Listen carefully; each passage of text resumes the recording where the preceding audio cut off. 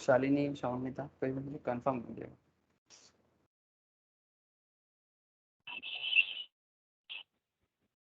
Start हुआ है ना recording? Yes sir. Okay Shalini, ठीक है, ठीक है, चलो। Okay, good evening to all of you again.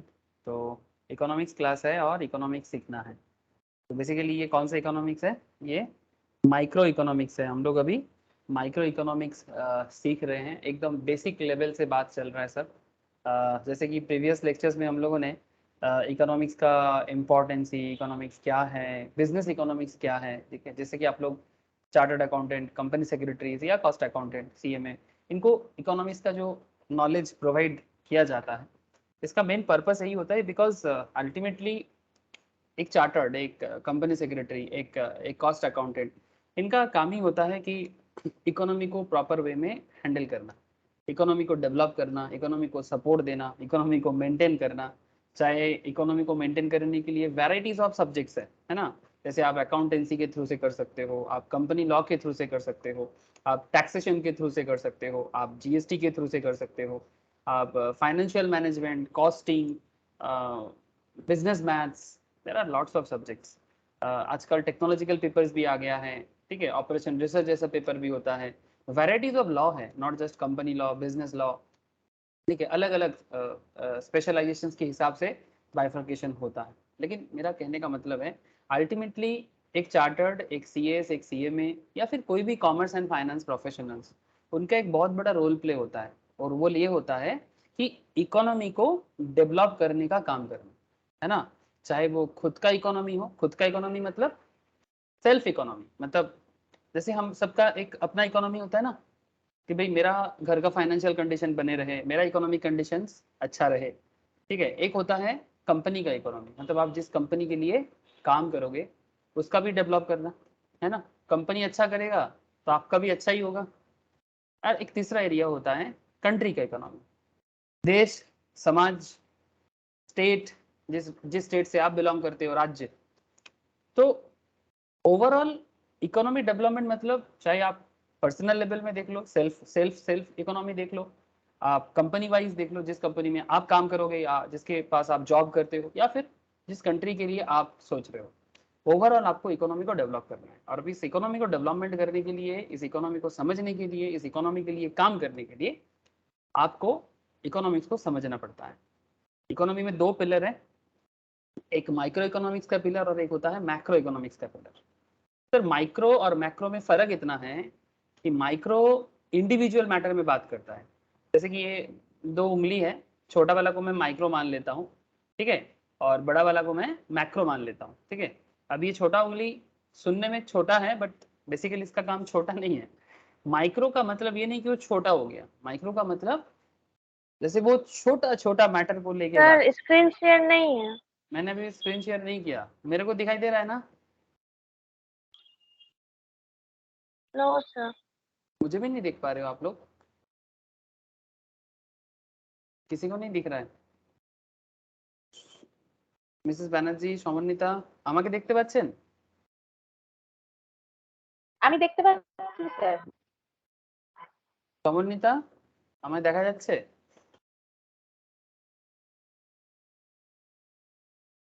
Shalini फिर से एक बार रीजॉइन कर ले, आई थिंक नेटवर्क इशू होगा तेरा। सब ब्लैक हो गया क्या? Yes sir, okay sir. एक बार रीजॉइन कर ले, आई थिंक नेटवर्क इशू है।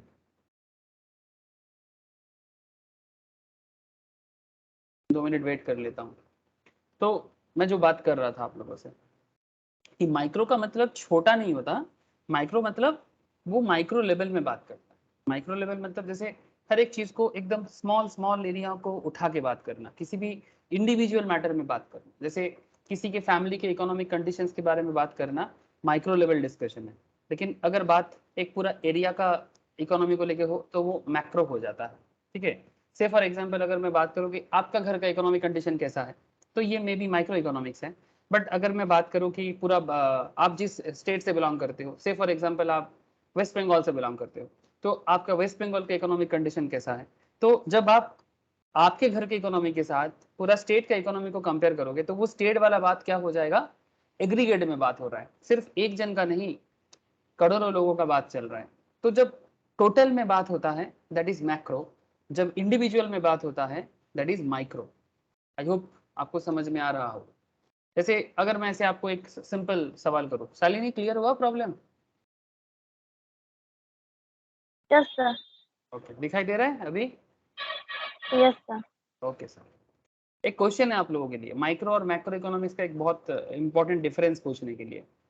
अगर मैं आपसे एक सवाल करूं कि फेसबुक बंद हो रहा है, फेसबुक मतलब लॉग आउट हो रहा है, ठीक है, फेसबुक लॉक आउट हो गया या हो रहा है, तो ये जो प्रॉब्लम है, ये प्रॉब्लम माइक्रो प्रॉब्लम है कि मैक्रो प्रॉब्लम है?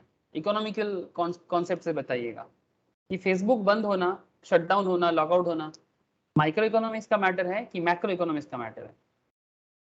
Please point to be noted. Question is for सबके लिए है। बोलिए शालिनी, बोलो। मैक्रो। अच्छा, सर मिसेस बैनर्जी को मैक्रो लगता है, शालिनी को मैक्रो। मैक्रो। समन्विता কিছু বলবি? ओके, समन्विता साइलेंट है अभी, ठीक है, no issue. Sir why macro? क्योंकि फेसबुक बड़ा कंपनी है इसलिए? না মিডিয়ার মানে টোটালটা যেহেতু মাধ্যম এটা সমস্ত রকম ভাবে জানা, সেই জন্য মনে হলো যে এটা ম্যাক্রো, মানে এটা আমার পার্সোনাল ইস্যু यस নয়। यस, आई अंडरस्टैंड कि आप लोग अपने अपने हिसाब से सोचा, but please try to understand. मैंने ये नहीं बोला कि सोशल नेटवर्किंग साइट बंद हो रहा है, मैंने ये नहीं बोला कि Instagram, Facebook, WhatsApp, Twitter, Snapchat जितना सारा है, ठीक है, अगर मैं बोलता कि टोटल सोशल नेटवर्किंग साइट बंद हो रहा है, कि कल से कोई सोशल नेटवर्किंग साइट आपको देखने को नहीं मिलेगा, तो तब शायद ये मैक्रो बात होता। मैंने एक कंपनी के बारे में बोला, सिर्फ एक, फेसबुक, दैट इज आज का नाम, अभी अभी का नाम क्या है, मेटा। फेसबुक का नाम बदल गया ना, मेटा। ये फेसबुक का पर्सनल प्रॉब्लम है, ये इंडिविजुअल मैटर है। अगर मैं सोशल नेटवर्किंग बोलता तो वो मैक्रो लेवल डिस्कशन होता। आई होप यू अंडरस्टैंड, है ना? मतलब ये कंफ्यूजन इसीलिए आ गया, दैट इज वाई मैंने सवाल किया। माइक्रो मैटर का मतलब होता है छोटा बड़ा नहीं। माइक्रो मतलब छोटा इकोनॉमिक्स, ऐसा सोचते हैं कि छोटा इकोनॉमिक्स कोई बड़ा इकोनॉमिक्स नहीं। माइक्रो इन द सेंस किसी एक पर्टिकुलर मैटर पे डिस्कशन करना, किसी के इंडिविजुअल मैटर पे डिस्कशन करना। फेसबुक एक इंडिविजुअल मैटर है, मेटा एक कंपनी का इंडिविजुअल मैटर है, वो उसका पर्सनल इंडिविजुअल मैटर है, तो दैट इज माइक्रो प्रॉब्लम। लेकिन अगर मैटर पूरा सोशल नेटवर्किंग बिजनेस के साथ होता, सोशल नेटवर्किंग साइट के साथ होता, तो इसको मैं मैक्रो बोलता। तो पर्सपेक्टिव ऑब्वियसली इंपॉर्टेंट है कि वो माइक्रो है कि मैक्रो है। हाँ बोलो मिसेस बैनर्जी, कुछ बोल, जिज्ञेस क्वेश्चन होता है। না না আর Okay. কিছু জিজ্ঞাসা করি। আচ্ছা ঠিক আছে, অ্যাকচুয়ালি আনমিউট হয়েছে সেজন্য। ঠিক আছে, নর্মালি মিউট রাখবেন, তাহলে আমি ভাববো কি শুনছেন, আর আনমিউট করলে আমি ভাববো কি কিছু জিজ্ঞাসা করছেন। ঠিক আছে, ओके ठीक है। ये बस मैंने डिस्कस कर लिया क्योंकि लास्ट वीक मैंने आप लोगों के साथ माइक्रो मैक्रो ये सब डिस्कशन किया था। तो आज क्या बात करूंगा, आज मैं आपसे इकोनॉमिक सिस्टम के बारे में बात करूंगा। इकोनॉमिक सिस्टम मतलब, याद है आप लोगों को लास्ट वीक हम लोगों ने इकोनॉमिक प्रॉब्लम के बारे में डिस्कशन किया था। शालिनी याद है? इकोनॉमिक प्रॉब्लम, क्या क्या प्रॉब्लम होता है इकोनॉमिक्स में मेन, बोलो ना। इकोनॉमिक प्रॉब्लम क्या है?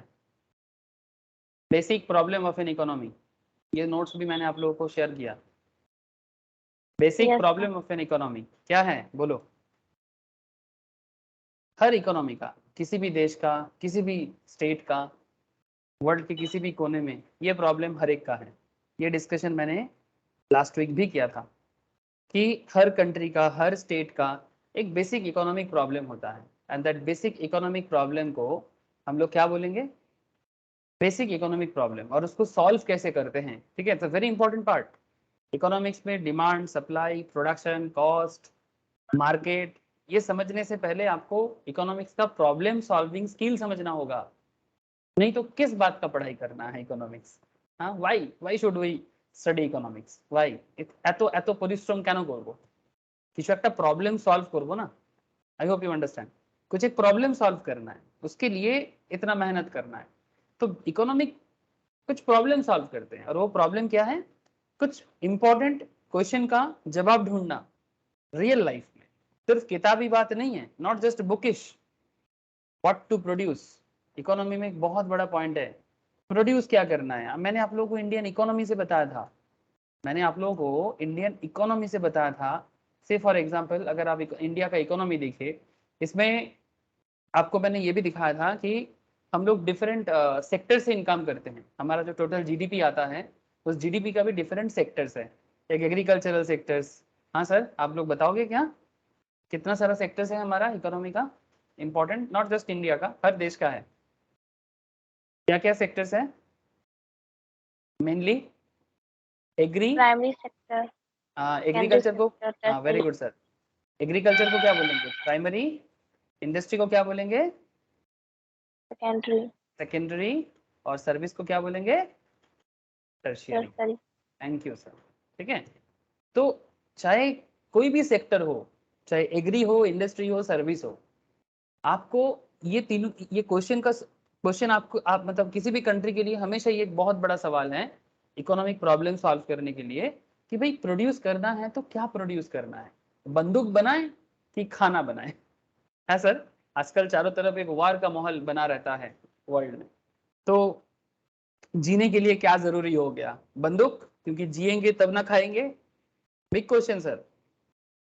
अगर सबके हाथ में बंदूक होंगे, जब एनिमी हमें अटैक करेगा तो हमें भी उसको मारने का कुछ तो चाहिए, तो बंदूक से किसी को मार पाएंगे तो जिंदा रह पाएंगे, सर्वाइवल ऑफ द फिटेस्ट, तब जाके खाना मिलेगा। तो this is big question. India हमेशा ये वार वगैरह से दूर रहना चाहा, बिकॉज इंडिया हमेशा एक पीसफुल, पीस लविंग कंट्री है ऑलवेज, और इसका फायदा पूरा दुनिया भर हमेशा लिया। हम लोगों को ब्रिटिश ने लूटा, मुगल ने लूटा, हाँ सर, और भी कितना सारा वो European, middle eastern, central Asian power ने हमारे इंडिया में आके अटैक किया। यस, हम लोग खुद ही इसका जिम्मेदार है, लेकिन इसका मतलब ये नहीं कि हम लोग उनको आने बोला, नहीं। एक्चुअल बात यह है कि उनका प्रॉब्लम था कि वो हमारे पास आया था एज ए फ्रेंडली वे में, तो हम लोग उनको वेलकम किया था, लेकिन दोस्ती के आड़ में उनका क्या काम है? दुश्मनी करना, या फिर हमें हमारा अच्छाई का फायदा लेके हमें ही लूटना। तो चलो अच्छा है, लूट लिया, बट और लूटने नहीं देंगे। ठीक है, हो गया 600 साल, 1000 साल में बहुत लोगों ने बहुत लूटा, और नहीं।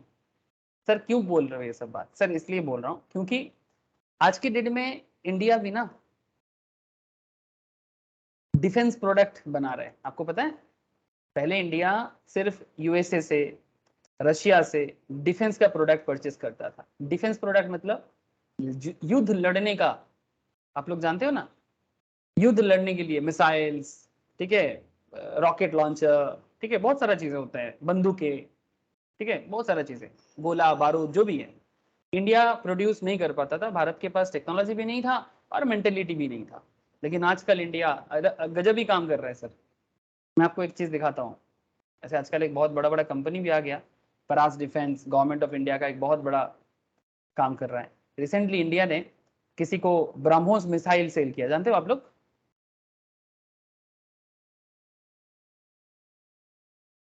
ये भारत ने रिसेंटली फिलीपींस को दिया, ठीक है, और अच्छा खासा दाम में दिया सर।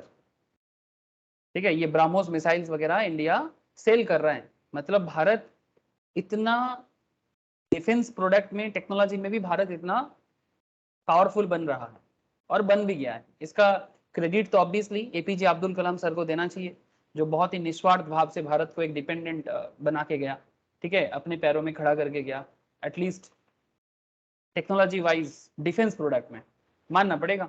और भी बहुत सारे लोग हैं, मैं बस एपीजे अब्दुल कलाम सर का नाम इस मैटर पे सामने हमेशा आएगा, ठीक है, मिसाइल मैन के नाम से भी कहा जाता है, कि भारत के ऊपर कोई फॉरेन एनिमी हमें आंख डाल के ना देख पाए, ये काम तो उन्होंने करके गया। सो कहने का मतलब मेरा ये था कि हमें क्या प्रोड्यूस करना है, बंदूक मिसाइल्स प्रोड्यूस करना है, कि हमारा 140 करोड़ 130 करोड़ लोगों के लिए खाना प्रोड्यूस करना है, फूड, राइस, व्हीट, फ्रूट्स, जो भी चीजें जरूरी होता है जीने के लिए, मिल्क, किस चीज में दिमाग लगाए? ये बहुत बड़ा डिसीजन है sir, it's a big decision, not just for India, for each and every country in the world. For each and every country in the world, they all think about this kind of things कि भाई economy के लिए क्या करें। So what to produce, how to produce, मतलब किस तरह से बनाएं। कैपिटलिस्ट मतलब बेसिकली कैपिटल कैपिटल एक मतलब क्या बोलते हैं इसको, एक होता है लेबर वे में होता है और एक होता है कैपिटलिस्ट वे में होता है। मतलब आपके पास बड़ा बड़ा मशीनरी है, ठीक है, आप उस मशीन को यूज करके कोई भी चीज बना सकते हो, या फिर कैपिटल इसको ऐसे बोलते हैं, मैं थोड़ा लैंग्वेज भूल रहा था, capital intensive technique, another is called labour intensive technique, ठीक है। हाउ टू प्रोड्यूस, आपको क्वेश्चन समझ में आ रहा था, how to produce, capital intensive करे कि लेबर इंटेंसिव करे, ज्यादा से ज्यादा मैनुअल लेबर लगाए कि ज्यादा से ज्यादा टेक्नोलॉजी लगाए। ये सब बात मैंने लास्ट वीक भी किया था। सर आज फिर से क्यों कर रहे हो? सर रीजन है तभी तो कर रहा हूँ, जरूर थोड़ी ना मन करता है रोज एक ही बात करें। And third question is that for whom to produce, किसके लिए बनाना है, ठीक है, किसके लिए, किस पर्पस के लिए बनाना है, फॉर होम टू प्रोड्यूस। सो ये क्वेश्चन का जवाब ढूंढते ढूंढते ही कंट्री को जवाब भी मिल जाता है। एंड एक और अनदर मैटर है sir, what provisions are to be made for economic growth. सिर्फ आज खाने से नहीं होगा, कल भी क्या खाना है उसका भी इंतजाम करके रखना है। क्या बोलते हैं आप लोग, या सिर्फ आज खाना खाने से होगा या कल के लिए भी कुछ सोचना है। What provisions are to be made for economic growth, economic growth future में भी रहे, देश आगे बढ़ते रहे, समाज आगे बढ़ते रहे, इसके लिए भी तो कंट्री को सोचना पड़ेगा कि कंट्री एजुकेशन में खर्चा करेगा, न्यू टेक्नोलॉजी में खर्चा करेगा, हेल्थ सिस्टम में खर्चा करेगा। हाँ सर, डिफेंस तो है ही, डिफेंस के बिना तो हम रह नहीं पाएंगे, नहीं तो ये पाकिस्तान, चाइना, तुर्की, टर्की, हाँ ये सब कंट्री एकदम गीद की तरह बैठा हुआ है भारत को खत्म करने के लिए। भारत का एनिमी बहुत है सर, बट भारत को खत्म करना इतना आसान इसलिए नहीं है बिकॉज 5,000 साल 7,000 साल से भारत दुनिया में अपना जगह फिर भी बना के रखा है। इतना लोग इतने दिन हमारे साथ पीठ से छोरा भोंका है, फिर भी हम लोग अपने आप को फिर से बना लिए और बना लेंगे, और आज तो हम लोग पहले से काफी बेहतर कंडीशंस में हैं। तो वो दिन चला गया, अब भारत वो वाला नहीं है, लेकिन फिर भी हमेशा हमेशा हमें सतर्क रहना है। तो कंट्री के लिए ये सब चुनौती है, चैलेंज है कि इकोनॉमी को डेवलप करना है, फ्यूचर के लिए डेवलपमेंट लाना है, एजुकेशन सिस्टम में डेवलप लाना है, इंजीनियरिंग में डेवलपमेंट लाना है।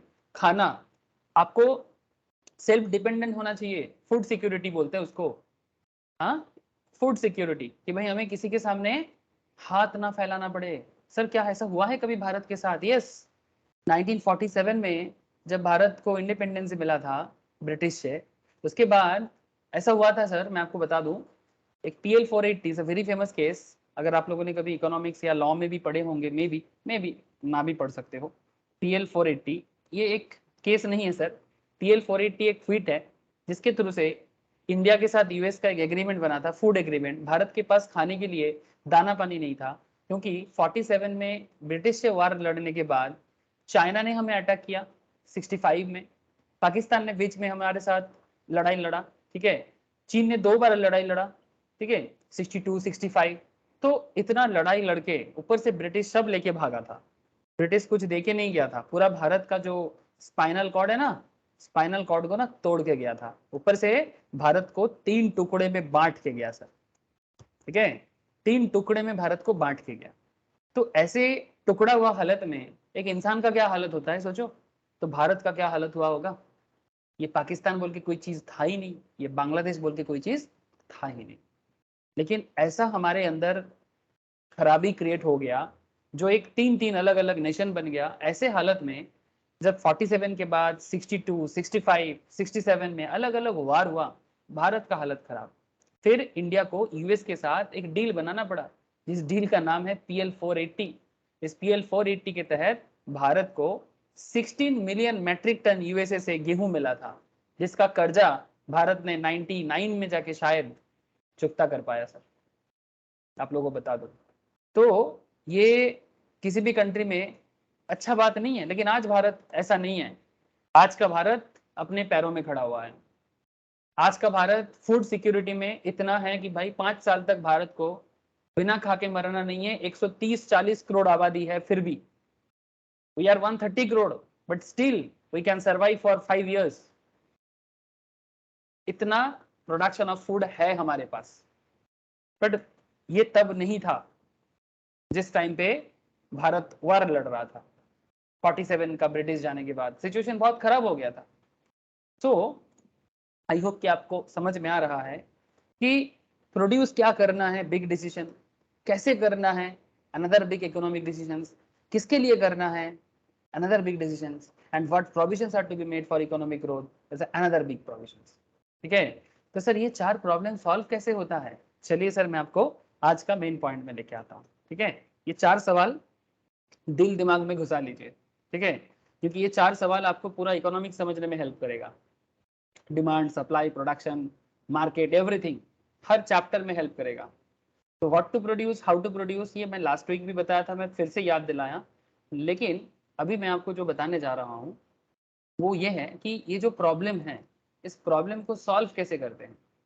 आप लोगों को यहाँ पर एक पॉइंट देखा था, basic problems of an economy and role of price mechanism. Sir what is price mechanism? Price mechanism मतलब प्रोडक्ट का जो प्राइस होता है ना, प्रोडक्ट प्राइस डिसाइड कैसे होता है.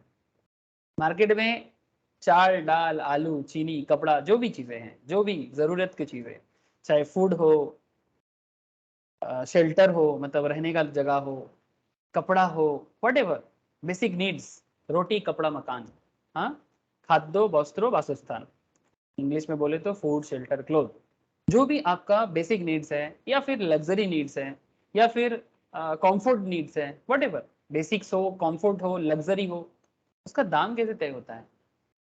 What is the system of price mechanism? Sir ये प्राइस मैकेनिज्म समझने के लिए आपको इकोनॉमिक सिस्टम समझना पड़ेगा. सर इकोनॉमिक सिस्टम क्या सबके लिए सेम है? क्या पूरा दुनिया similar kind of economic system से चलता है? इस दुनिया में ये जो वर्ल्ड दिख रहा है ना आप लोगों को, हाँ सर, ये दुनिया में छोटा बड़ा मिला के आइलैंड वगैरह सब कुछ ले लेके ऑलमोस्ट 210 के आसपास कंट्रीज है sir. 210 countries approx. Sir approx क्यों? सर कुछ कंट्रोवर्सी है, कहीं पर थोड़ा वार चल रहा है, कोई कंट्री प्रॉपरली बना नहीं है, कोई बोलता है मेरा है, कोई बोलता है उसका है, ये सब लेके थोड़ा बहुत कंट्रोवर्सी है. तो ओवरऑल 210 कंट्रीज, 194 अप्रॉक्स गवर्नमेंट, सरकार है 194 के आसपास. सर इतना सारा देश, इतना सारा गवर्नमेंट्स, तो फिर क्वेश्चन क्या है? सर क्वेश्चन है कि सभी कंट्री का इकोनॉमी चलता कैसे है? क्या सबका इकोनॉमी सिमिलर वे में चलता है? नहीं, सबका इकोनॉमी चलने का अलग अलग सिस्टम है.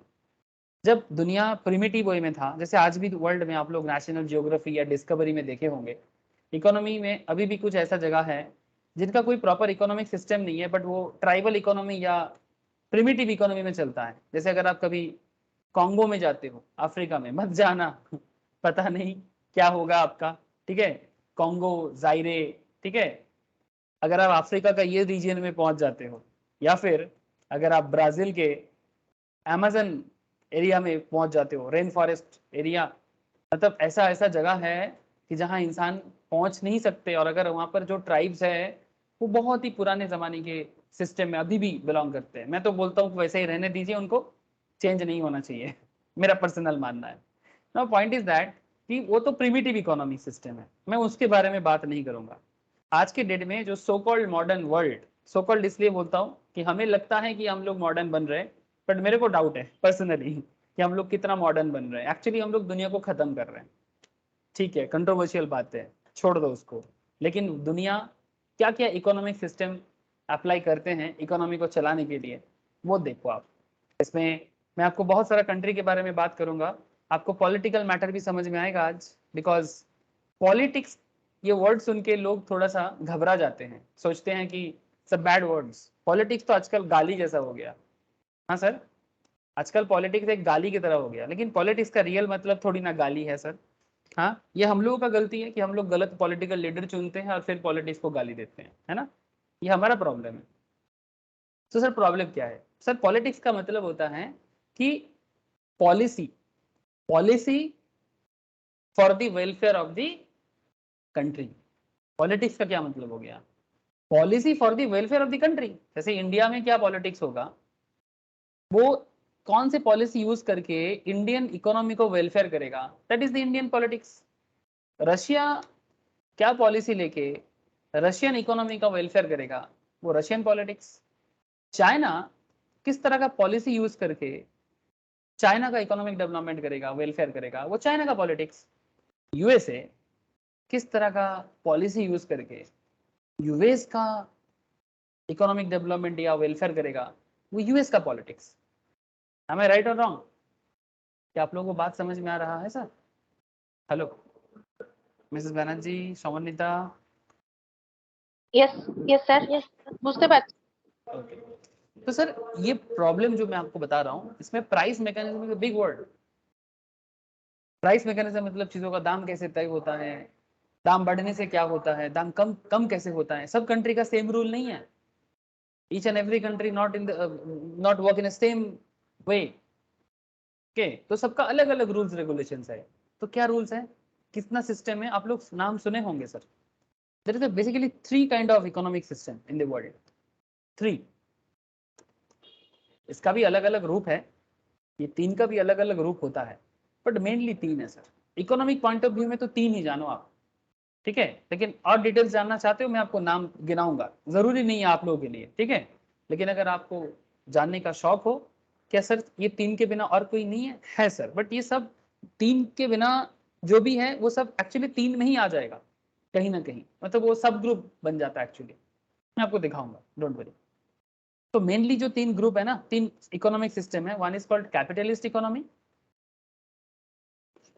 another is called socialist economy, another and third one is called mixed economy. Mixed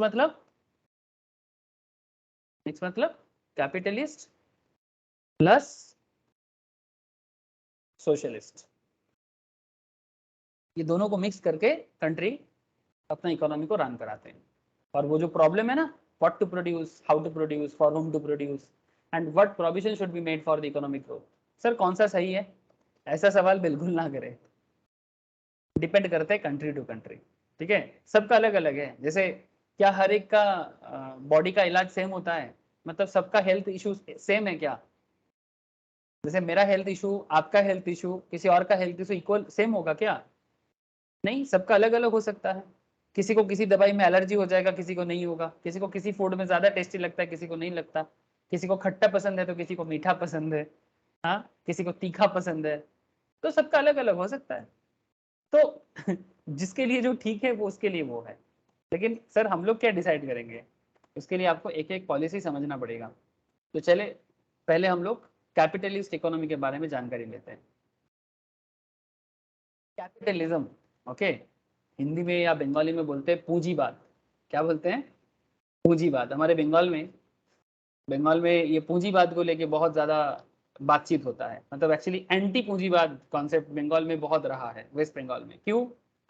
because यहाँ पर थोड़ा सोशलिज्म का नारा ज्यादा ज्यादा चला है। आजकल क्या चल रहा है I don't know. Current economy मतलब करेंट जो पॉलिटिकल सिस्टम है वेस्ट बंगाल का, आई डोंट नो एक्चुअली ये कौन सा बात है, कैपिटलिज्म है कि सोशलिज्म है या मिक्स्ड है, मुझे को अभी तक समझ में नहीं आया।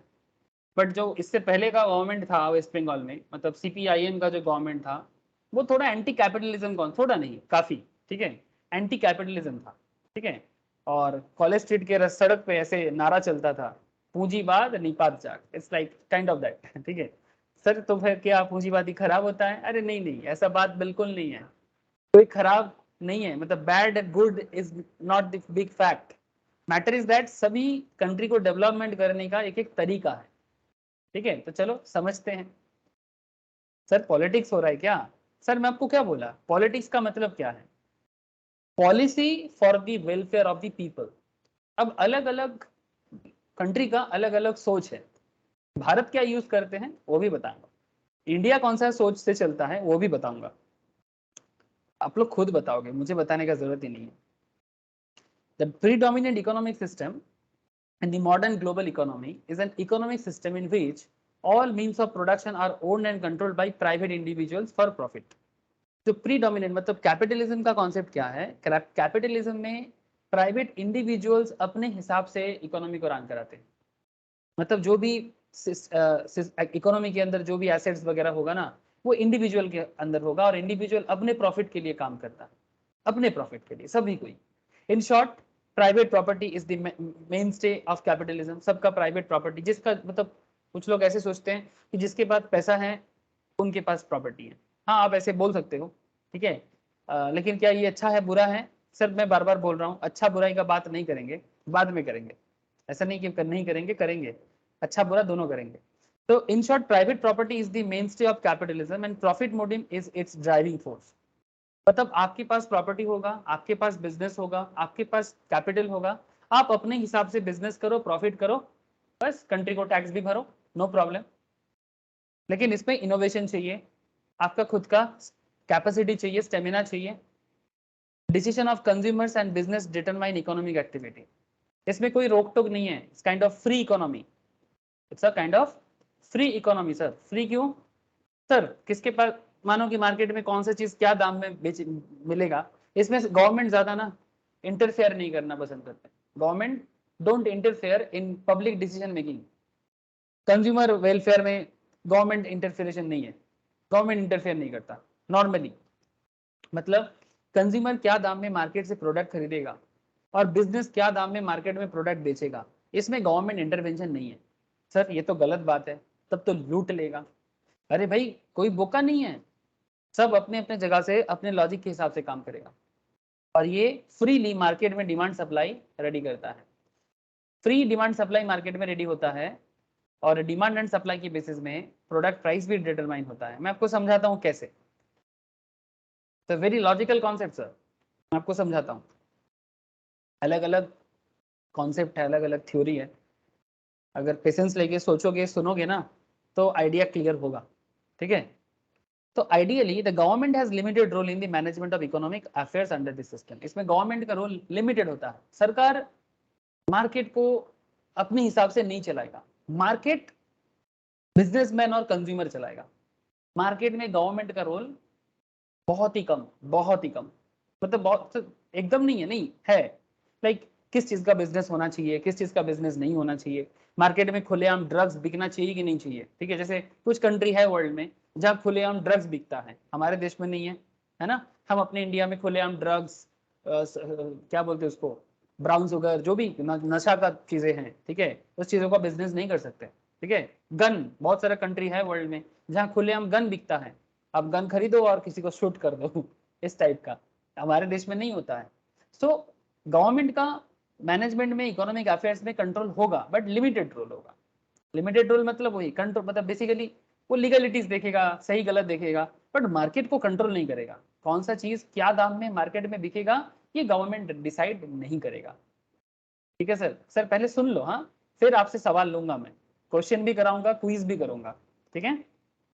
अच्छा, some examples of capitalist economy में इंक्लूड यूनाइटेड स्टेट्स, ये सबसे बड़ा एग्जांपल है।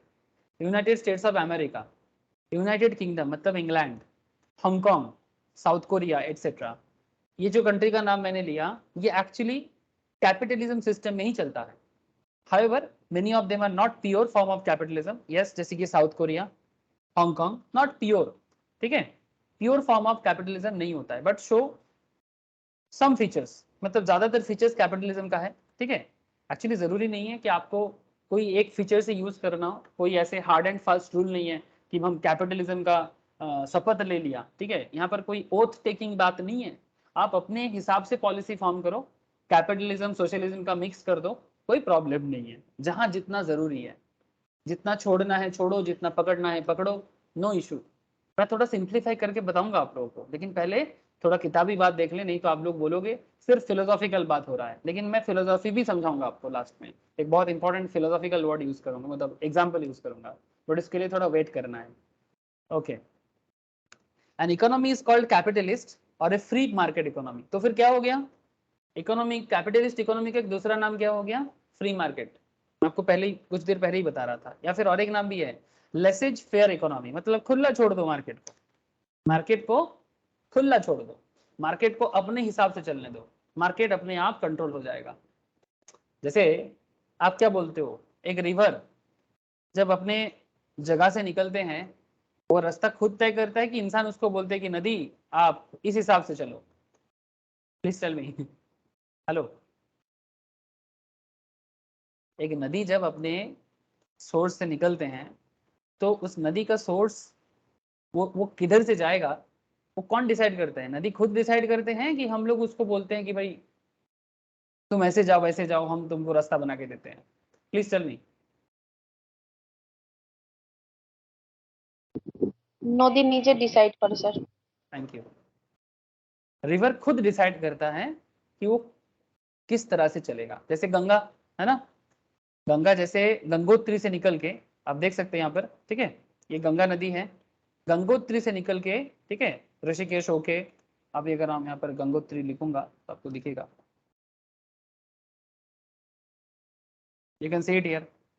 यहाँ से गंगोत्री निकल के धीरे धीरे धीरे धीरे, ये देखो, हाँ, एकदम हिमालय की पहाड़ी में गंगोत्री गुफा से ग्लेशियर गल के धीरे धीरे एकदम तिब्बत बॉर्डर के आसपास एरिया से, फिर धीरे धीरे निकल के एकदम बिहार, उत्तराखंड होके, उत्तर प्रदेश होके, ठीक है, बिहार होके, बंगाल होके, गंगा सागर में आके मिला।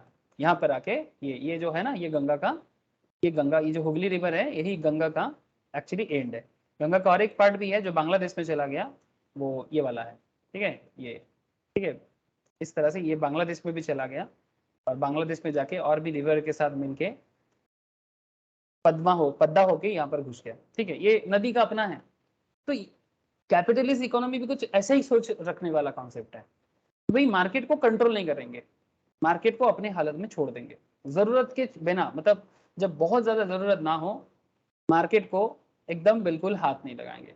कंज्यूमर और बिजनेसमैन अपने हिसाब से मार्केट को चलने के लिए काम करें, गवर्नमेंट का इंटरफेरेंस जितना हो सके कम। ये एक तरह का मैनेजमेंट है sir, this is a type of management. जैसे मानो कि एक चीज होता है ना, जैसे पेरेंट्स, जेन्युइन जवाब दीजिएगा, सभी कोई हम लोगों ने छोटे से बड़े हुए हैं, कोई थोड़ा ज्यादा बड़ा हो गया, कोई थोड़ा कम बड़े हैं, कोई बात नहीं, बट अल्टीमेटली बड़ा सबको होना है। बचपन से बाद सभी कोई धीरे धीरे धीरे धीरे बड़ा होता है। एकदम स्टार्टिंग टाइम पे बच्चे को थोड़ा सा कंट्रोल करना पड़ता है माँ बाप को, क्योंकि बच्चे का कैरेक्टर नदी जैसा नहीं होता, नदी नेचुरल होते हैं, बच्चा नेचुरल होते हैं, बट फिर भी थोड़ा बहुत प्रोटेक्शन उनको जरूरी होते हैं, बिकॉज बच्चा का नेचर ऐसा होता है कि वो खुद अपना प्रोटेक्शन नहीं कर सकता, तो थोड़ा नदी से अलग आ जाओ। अब नदी को थोड़ा शुरू में बच्चे को क्या करना पड़ता है, किड्स को थोड़ा बचपन में थोड़ा सा कंट्रोल करना पड़ता है, लेकिन अगर एक बच्चे को माँ बाप जिंदगी भर प्रोटेक्शन दे तो क्या बच्चा बड़ा हो पाएगा? Please point to be noted. एक पेरेंट्स अपने किड्स को, क्योंकि वो मेरा बच्चा है बोल के इतना ज्यादा प्रोटेक्शन देता रहेगा, तो क्या बच्चा कभी बड़ा हो पाएगा? क्या वो कभी अपना डिसीजन ले पाएगा? না एग्जैक्टली, ডিপেন্ডেন্ট হয়ে যাবে। बहुत ज्यादा डिपेंड हो जाएगा और कभी खुद का डिसीजन खुद नहीं ले पाएगा, और माँ बाप या पेरेंट्स हमेशा नहीं रहेगा। तो फिर एक सर्टेन टाइम के बाद बच्चा को फ्री करना है ना, तो यहाँ पर थोड़ा मिक्सअप हो गया, स्टार्टिंग में कंट्रोल, फिर फ्री कर देना है, भाई जाओ जियो अपनी जिंदगी, गिरो पढ़ो, पर हाँ उसको शिक्षा दे दो, सही गलत का शिक्षा दे दो, लेकिन शिक्षा देने में भी वो गलती करेगा, लेकिन गलती करके फिर से सीधा खड़ा होगा अगर उसके पास नॉलेज रहे तो, शिक्षा रहे तो, संस्कार रहे तो। So free market economy is kind of that. Government एक कंट्रोलिंग बना देगा, यहाँ पर भी देखो ना, गवर्नमेंट कंट्रोल कर रहा है लेकिन टोटल में नहीं, जरूरत के हिसाब से छोड़ देता है। इसको लेसेज फेयर इकोनॉमी कहा जाता है, it's a type of management skill. आप लोग अगर प्रिंसिपल ऑफ मैनेजमेंट कभी पढ़ोगे, वहां पर ये लेसेज फेयर कॉन्सेप्ट को भी अपनाया जाता है, ठीक है। ये बहुत ही उम्दा होता है कॉन्सेप्ट अगर काम कर जाए तो, लेकिन अगर काम नहीं करे तो इसका उल्टा असर भी होता है। जैसे बच्चे को बहुत ज्यादा फ्रीडम देने से बच्चा क्या होता है, बिगड़ भी जाता है ना।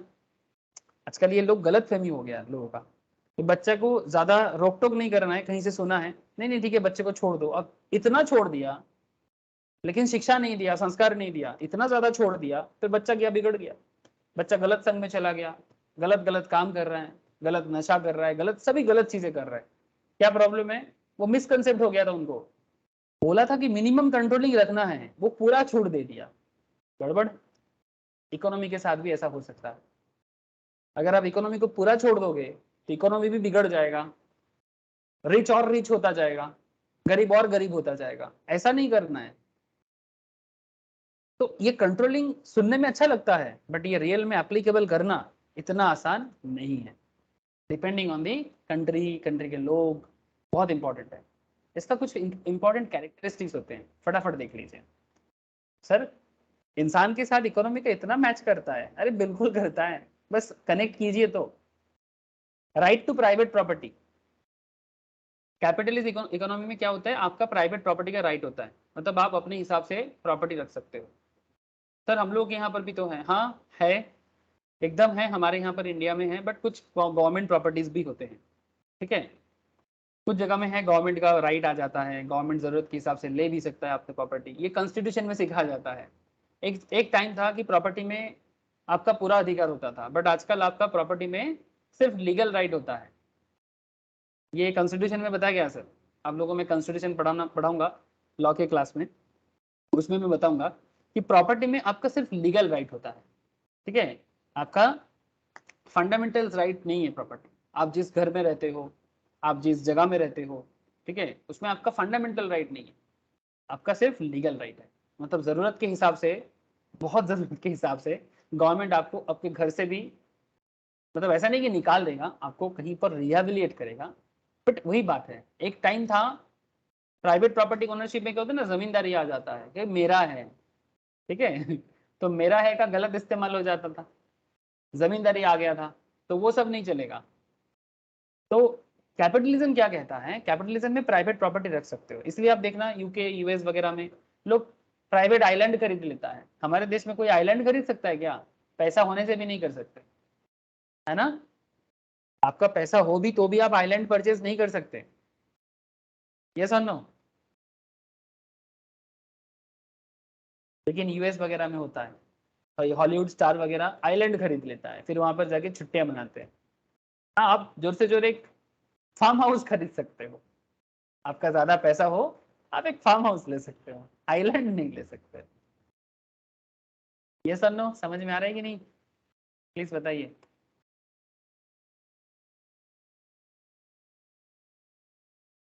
शालिनी, समन्विता, बुझे যাচ্ছে, समझ में आ रहा है? হ্যাঁ বুঝতে পারছি কিন্তু বুঝতে পার বুঝতে বুঝতে পারলাম না আপনার কথাটা।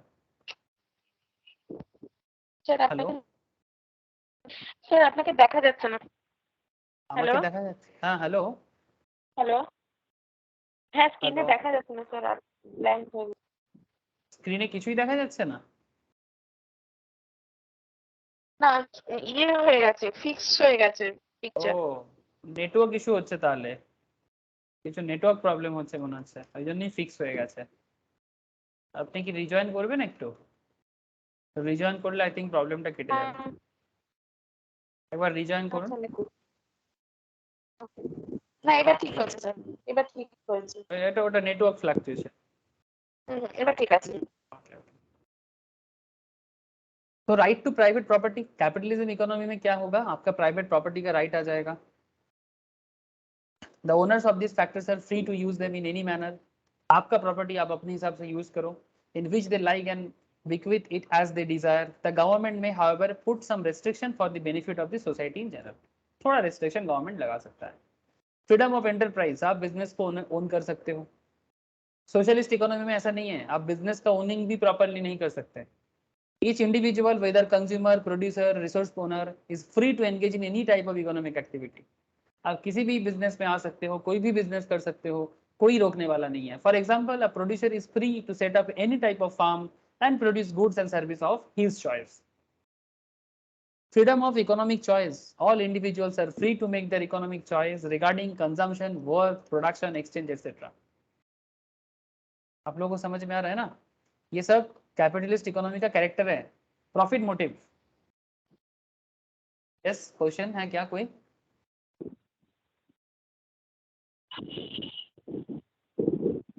हाँ बोलिए,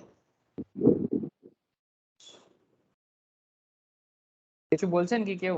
শালিনী कुछ पूछ रहे हो क्या? No sir. Okay sir, profit motive के लिए करते हैं सर। कैपिटलिज्म का जो कॉन्सेप्ट है ये प्रॉफिट मोटिव है, मतलब आप अपने प्रॉफिट के लिए काम कर सकते हो, सोशल वेलफेयर आपका टारगेट नहीं होगा। प्रॉफिट मोटिव हिसाब से ही आप चलोगे, सोशल वेलफेयर सोच के आप नहीं काम करोगे। The driving force in the free enterprise economy. अगर किसी के अंदर दिल है वो करेगा सोशल वेलफेयर, वो अलग बात है, but main driving force capitalist economy में क्या है? प्रॉफिट मोटिव, मेरे को पैसा मिलेगा। And directs all economic activities. Desire of profit induces entrepreneurs to organise production so as to earn maximum profit. Consumer sovereignty, मतलब कंज्यूमर इसमें राज करता है। सोवरेनिटी क्यों? कंज्यूमर का फ्रीडम है। Consumer is suppose to be the king under capitalism. Sovereign का मतलब जो राजा, ठीक है। Consumer is the king in capitalism, क्यों? Because consumer sovereignty means that buyers ultimately determine which goods and service will be produced and in what quantities. Sir क्यों? Sir क्योंकि market में प्रोड्यूसर वही बिल्ड बनाएगा जो कंज्यूमर पसंद करेगा। आप समझ रहे हो ना?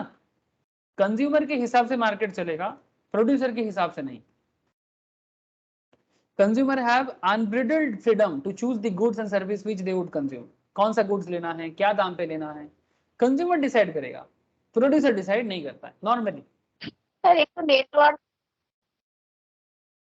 হ্যাঁ বলুন। নেটওয়ার্ক প্রবলেম বেশি হচ্ছে আপনার। কোনো ব্রডব্যান্ড কানেকশন আছে তো ওটাতে কানেক্ট করতে পারেন। মোবাইলে মাঝে মাঝে একটু প্রবলেম করে।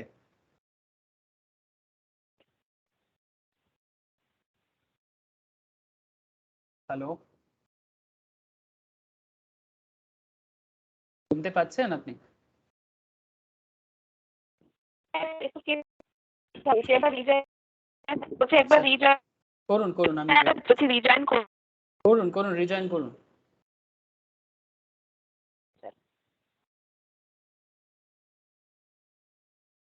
समन्विता, शालिनी, समझ में आ रहा है ना आप लोगों को? Yes, sir. Yes sir. ठीक है, तो फिर कंज्यूमर सोवरेनिटी क्या हो गया? कंज्यूमर डिसाइड करेगा कौन सा गुड्स लेना है, कंज्यूमर डिसाइड करेगा कौन सा गुड्स नहीं लेना है, क्या दाम पे लेना है। मतलब मार्केट कंज्यूमर के हिसाब से चलता है। Therefore, producers have to produce goods and services which are preferred by the consumers. In other words, based on the purchase they make, consumer decides how the economy's limited resources are allocated. जो purchase वो लोग करना पसंद करता है उसके हिसाब से इकोनॉमी अपना लिमिटेड रिसोर्स को यूज करता है। ये होता है कैपिटलिज्म का कंज्यूमर सोवरेनिटी। ठीक है, consumer is the king in capitalism, याद रखिएगा sir, it's a very important point. Mrs Banerjee বলুন, শুনতে পাচ্ছেন? রিজয়েন করলেন আপনি?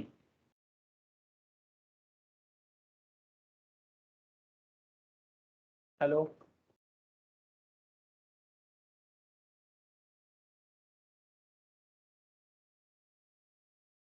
আমি ওয়েট করছিলাম আপনার জন্য, রিজয়েন কি করলেন? হ্যাঁ হ্যাঁ হ্যাঁ করেছি স্যার। আচ্ছা আচ্ছা, ঠিক আছে। একবার করলাম হলো না, আবার করলাম। আচ্ছা, এখন শোনা নেটওয়ার্কটা যাচ্ছে? চেঞ্জ করেছি একটু, তব হ্যাঁ হ্যাঁ একদম ক্লিয়ার। ঠিক আছে, ওই নেটওয়ার্কের ব্রডব্যান্ড হলে সুবিধা হয় আর কি, যদি ফোনে প্রবলেম হয় অনেক সময়।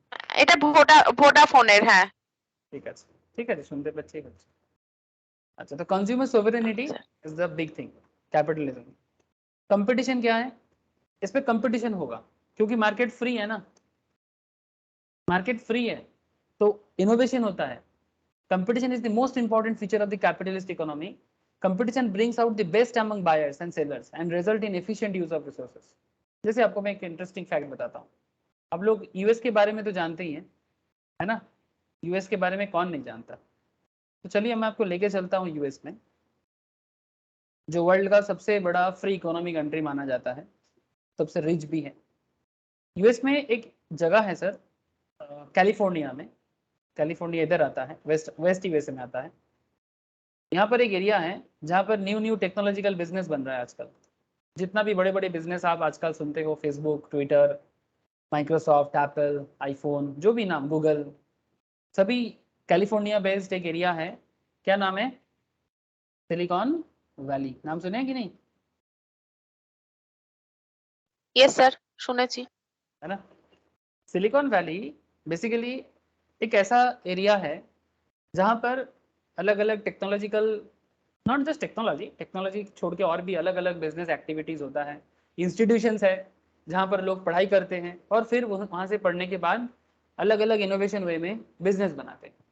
एक इंटरेस्टिंग फैक्ट क्या है सिलिकॉन वैली का? सिलिकॉन वैली में अगर आप पास करते हो एग्जाम या कोई भी प्रोजेक्ट, तो आप कुछ खास नहीं करते। अगर आपको कुछ स्पेशल करना है, कुछ खास करना है, तो फिर आपको फेल होना पड़ेगा। मतलब ये टोटल हमारे देश में जो सो कॉल्ड एजुकेशन है आज के डेट में, इसके साथ टोटली ऑपोजिट वे में सोचते हैं। मतलब यहाँ पर अगर आप कुछ न्यू कर रहे हो तो आप फेल जरूर करोगे, और अगर आप कुछ वही घिसा पिटा चीजें कर रहे हो ना, शायद आपको पीएचडी मिल जाएगा, शायद आपका एक न्यू डिग्री हो जाएगा, हो सकता है कि अगर आप प्रोफेसर हो तो आपको सैलरी बढ़ जाएगा, बट यहाँ पर इनोवेशन होता है।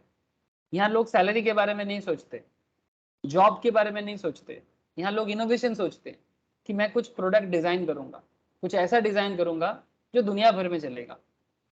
और इसी का कारण है कि सिलिकॉन वैली से दुनिया का बेस्ट बेस्ट बिजनेस बना है।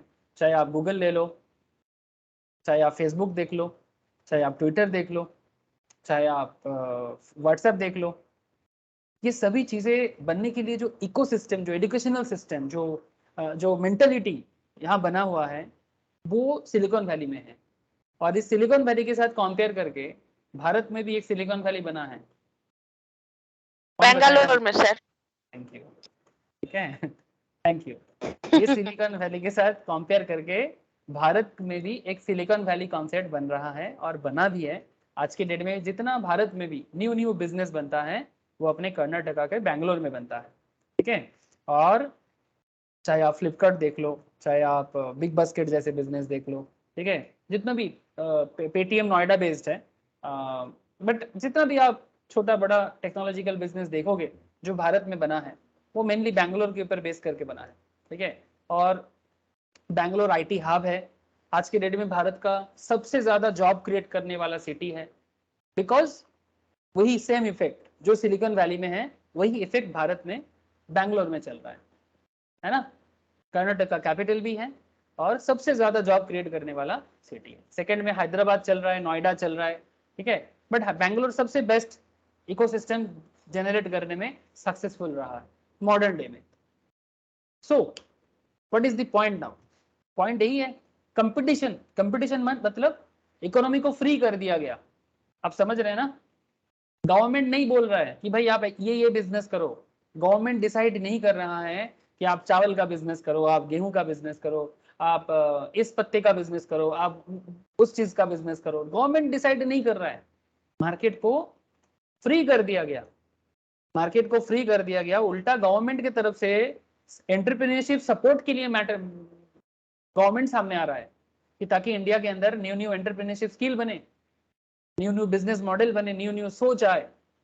इसके लिए गवर्नमेंट फंड कर दे रहा है जरूरत के हिसाब से, क्योंकि भारत यूएस जैसा इतना रिच कंट्री तो है नहीं। यूएस के साथ कंपेयर नहीं करना चाहिए भारत को, इसलिए मतलब पैसे से कंपेयर नहीं करना चाहिए। भारत ऐसे बहुत सक्सेसफुल कंट्री है सर, बहुत पुराना कंट्री है। यूएस तब पैदा भी नहीं हुआ था जब से भारत है। भारत आज से 5,000 7,000 साल पुराना देश है। लेकिन भारत के साथ मैं इसलिए यूएस को कंपेयर करने में मना करूंगा आपको, क्योंकि ये कंपेरिजन बिल्कुल नहीं बनता है। ये 140 करोड़ का कंट्री है। भारत से यूएसए साइज में ट्विंस है, मतलब 2 टाइम्स ज्यादा है, 2 गुना है। हमारे उत्तर प्रदेश, ये एक प्रदेश का पॉपुलेशन 25 करोड़ का है, और यूएस का पॉपुलेशन देखो सर, हमारे यूपी में, यूपी का साइज देख रहे हैं आप? यूपी में 25 करोड़ लोग रहते हैं, और यूएस में 33 करोड़ लोग रहते हैं, 33 crore.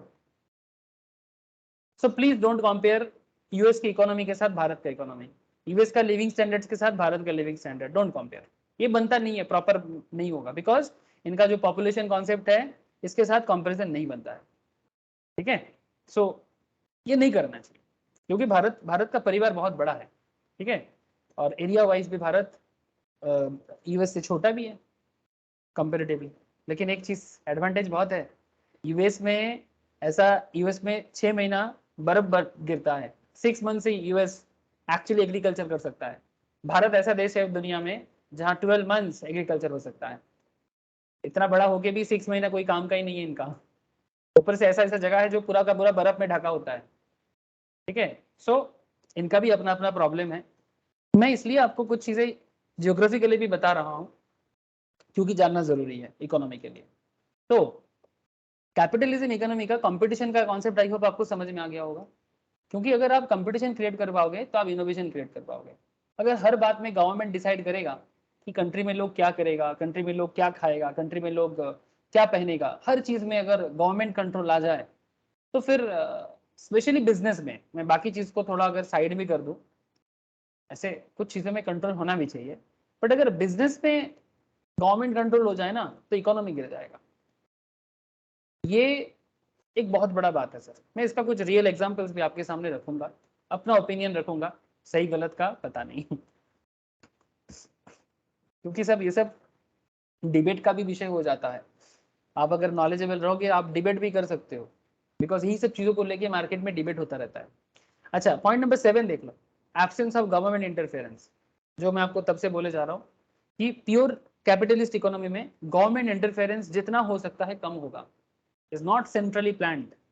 Capitalist economy central government से प्लान होकर नहीं चलता है, कंट्रोल्ड और regulated by the government, not controlled और regulated by the government. In this system, all economic decisions and activities are guided by self-interest and price mechanism. Price mechanism क्या हो गया? Which operates automatically without any direction and controlled by the government authorities. Sir हमारे देश में एक sectors ऐसा है middle class, lower middle class के लिए एक बहुत बड़ा एरिया है भारत में। सर पोटैटो का दाम बढ़ जाए तो क्या लगता है आपको, कल अगर आलू मार्केट में 80 रुपीज किलो बिकेगा तो क्या लगता है गवर्नमेंट चुपचाप बैठा रहेगा? Please tell me. No. Onion अगर 200 केजी हो जाए गवर्नमेंट चुपचाप बैठा रहेगा? बिल्कुल नहीं ना। गवर्नमेंट कंट्रोल करेगा, गवर्नमेंट कंट्रोल लेगा, क्योंकि गवर्नमेंट इंडिया जैसा कंट्री में जरूरी भी है सर। मैं आपको क्या बोला, यूएस में कोई गरीब नहीं है, 33 करोड़ पॉपुलेशन, जितना एसेट है पर कैपिटा इनकम कम से कम 10 लाख के नीचे किसी का पर कैपिटा इनकम नहीं है सालाना। 10 लाख इनकम नॉर्मल है वहां पर लोगों का कम से कम। ये जो हमारे यहाँ पर जो लोग आईटी जॉब करते हैं ना, सेक्टर 5 वगैरह में, सॉल्ट लेक, नोएडा, बैंगलोर में, बीपीओ सेक्टर्स में, ये यूएस का ही जॉब करते हैं बेसिकली। ज्यादातर 80% 90% जॉब यूएस का होता है। इतना यूएस का जॉब क्यों है हमारे देश में? 2-3 रीजन है। एक, यूएस में काम करने का मेंटेलिटी वाला लड़का लड़की नहीं है, ज्यादातर नशाड़ी है, गंजाड़ी है, ड्रगिस्ट है। और दूसरा पॉइंट, जो लोग काम करना चाहते हैं इतना वैल्यू चार्ज करते हैं, इतना ज्यादा चार्ज करते हैं। जो काम के लिए इंडिया में लोगों को 25,000 पर मंथ का सैलरी मिलता है, वही काम अगर यूएस अपने देशों में किसी से करवाए तो 3 लाख का सैलरी देना पड़ता है मंथली। सेम काम करने के लिए इंडिया से वो कम से कम 10 लोगों को और हायर कर सकता है। ये एक सिंपल स्टैटिस्टिक्स है, बाकी काम टू काम डिपेंड करता है, जॉब टू जॉब डिपेंड करता है। भारत में हम लोग 25,000 में खुश हो जाते हैं बिकॉज यहाँ पर सर्वाइवल एक बहुत बड़ा खेल है, लेकिन वहां पर वही काम करने के लिए लोग 3 लाख डिमांड करते हैं। तो अब सोचो कि वहां का इकोनॉमिक कंडीशन कैसा है। ठीक है, so point is that again कि प्राइस मैकेनिज्म, फ्री इकोनॉमी में प्राइस मैकेनिज्म क्या होता है? खुद होता है, मार्केट ऑटोमेटिक डिसाइड करेगा क्या होगा। लेकिन जब बात आता है इंडिया जैसा कंट्री का, तो क्या सर इंडिया में कैपिटलिज्म नहीं चलता? चलता है रे बाबा। आप फ्लिपकार्ट से जो सामान खरीदते हो या बिग बाजार में जाके या रिलायंस में जाके जो सामान खरीदते हो, तो क्या उसमें गवर्नमेंट कंट्रोल है क्या? Flipkart, Amazon, big basket, big बाजार, शॉपर स्टॉप, जो भी शॉपिंग मॉल में जाते हो, क्या वहां पर जाके जो प्रोडक्ट परचेस करते हो क्या उसमें गवर्नमेंट कंट्रोल होता है? ना सर। नो। लेकिन अगर आप नॉर्मल मार्केट से लाके चीजें लाते हो, ठीक है, बेसिक नीड्स, अगर आप जो भी चीजें हैं बेसिक नीड्स का, इसमें गवर्नमेंट कंट्रोल है। राशन सिस्टम चलता है हमारे देश में, है ना? राशन सिस्टम, रास्ते में लोग लाइन लगाते हैं, देखे होंगे, गांव हो या शहर, हर जगह में राशन दुकान होता होगा। जो पब्लिक डिस्ट्रीब्यूशन सिस्टम है, पीडीएस, उसके थ्रू से लोगों को कहीं किसी जगह में गेहूं मतलब व्हीट, कहीं पर राइस, कहीं पर चीनी, कहीं पर केरोसिन तेल मिलता है। PDS system government control. तो भारत एक्चुअली समझ में आ गया होगा, भारत क्या सिस्टम में चलता है, mixed. India is a mixed country, capitalism भी है, सोशलिज्म भी है।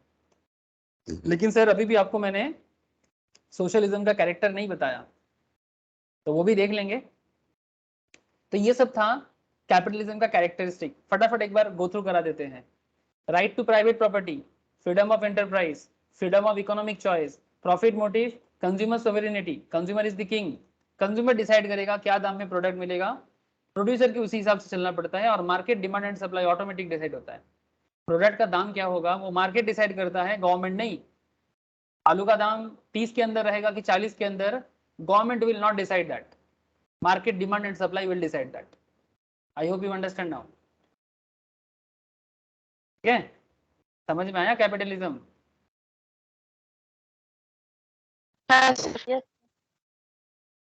अगर आपको कैपिटलिज्म का कैरेक्टर समझ में आया होगा तो फिर आई होप कि जो इकोनॉमिक प्रॉब्लम था, how do capitalist economy solve their central problem? Capital economy has no central planning, central government की तरफ से किसी भी तरह का प्लानिंग नहीं होता to decide what, how and for whom to produce. In the absence of any central authority, it looks like a miracle and as to how much as economy function. If the consumer want cars,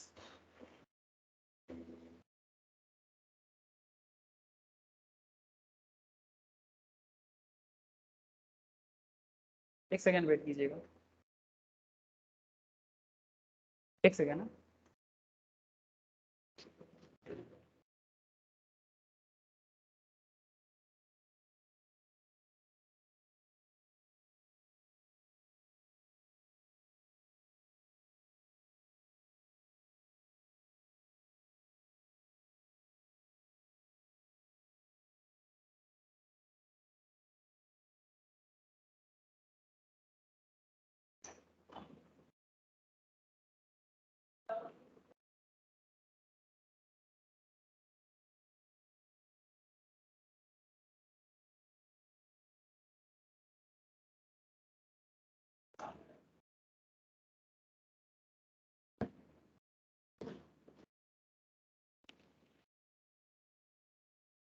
hello, sound आ रहा है?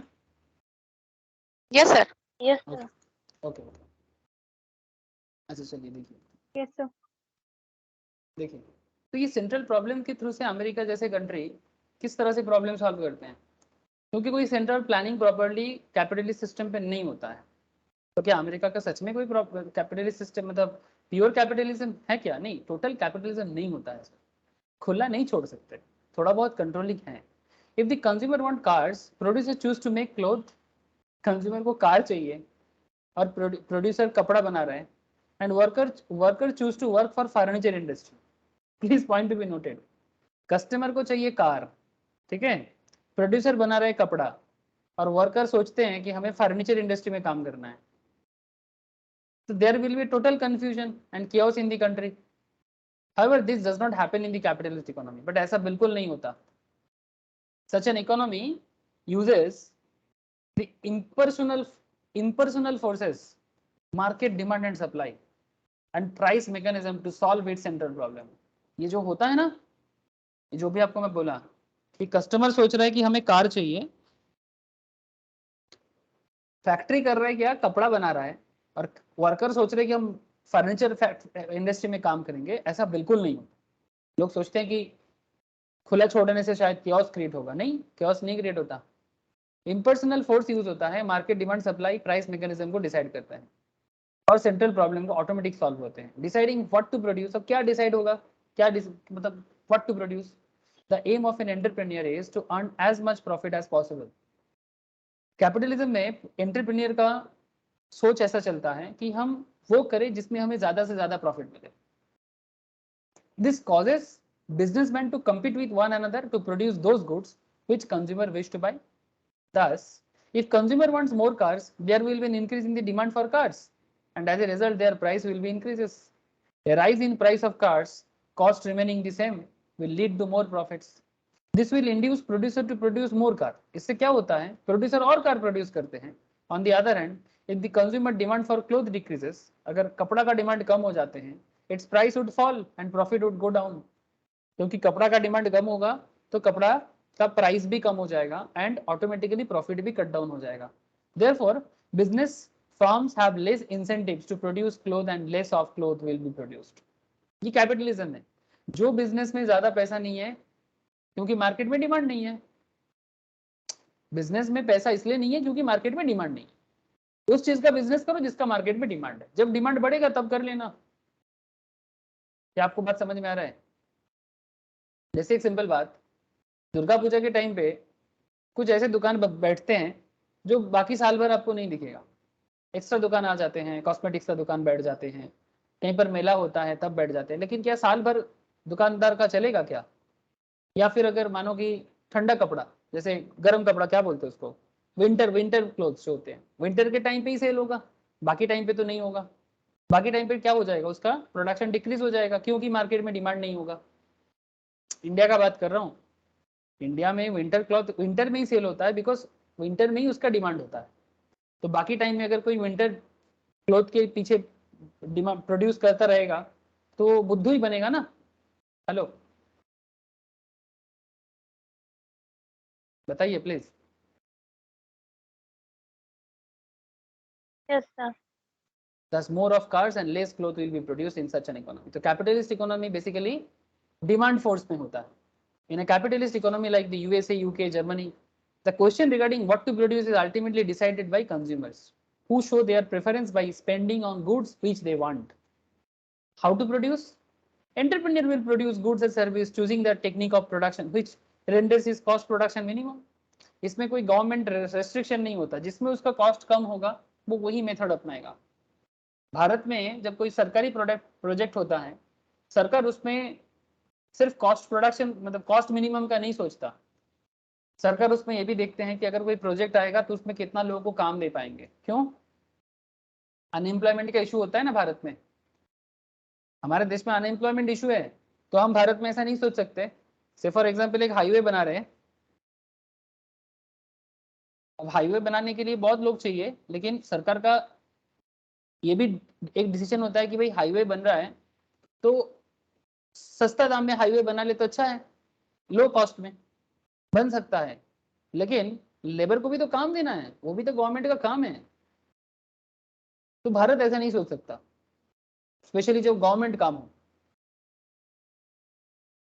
लेकिन अगर बात individual का हो जाए, अगर ये रास्ता किसी इंडिविजुअल का प्रॉपर्टी है, वो बनाएगा और वो बेचेगा रास्ता, ठीक है, रास्ता बना के लोगों को यूज करने के लिए सेल कर देगा, तो वो देखेगा भाई अपने हिसाब से जिसमें सस्ता हो वही वाला अपनाएगा।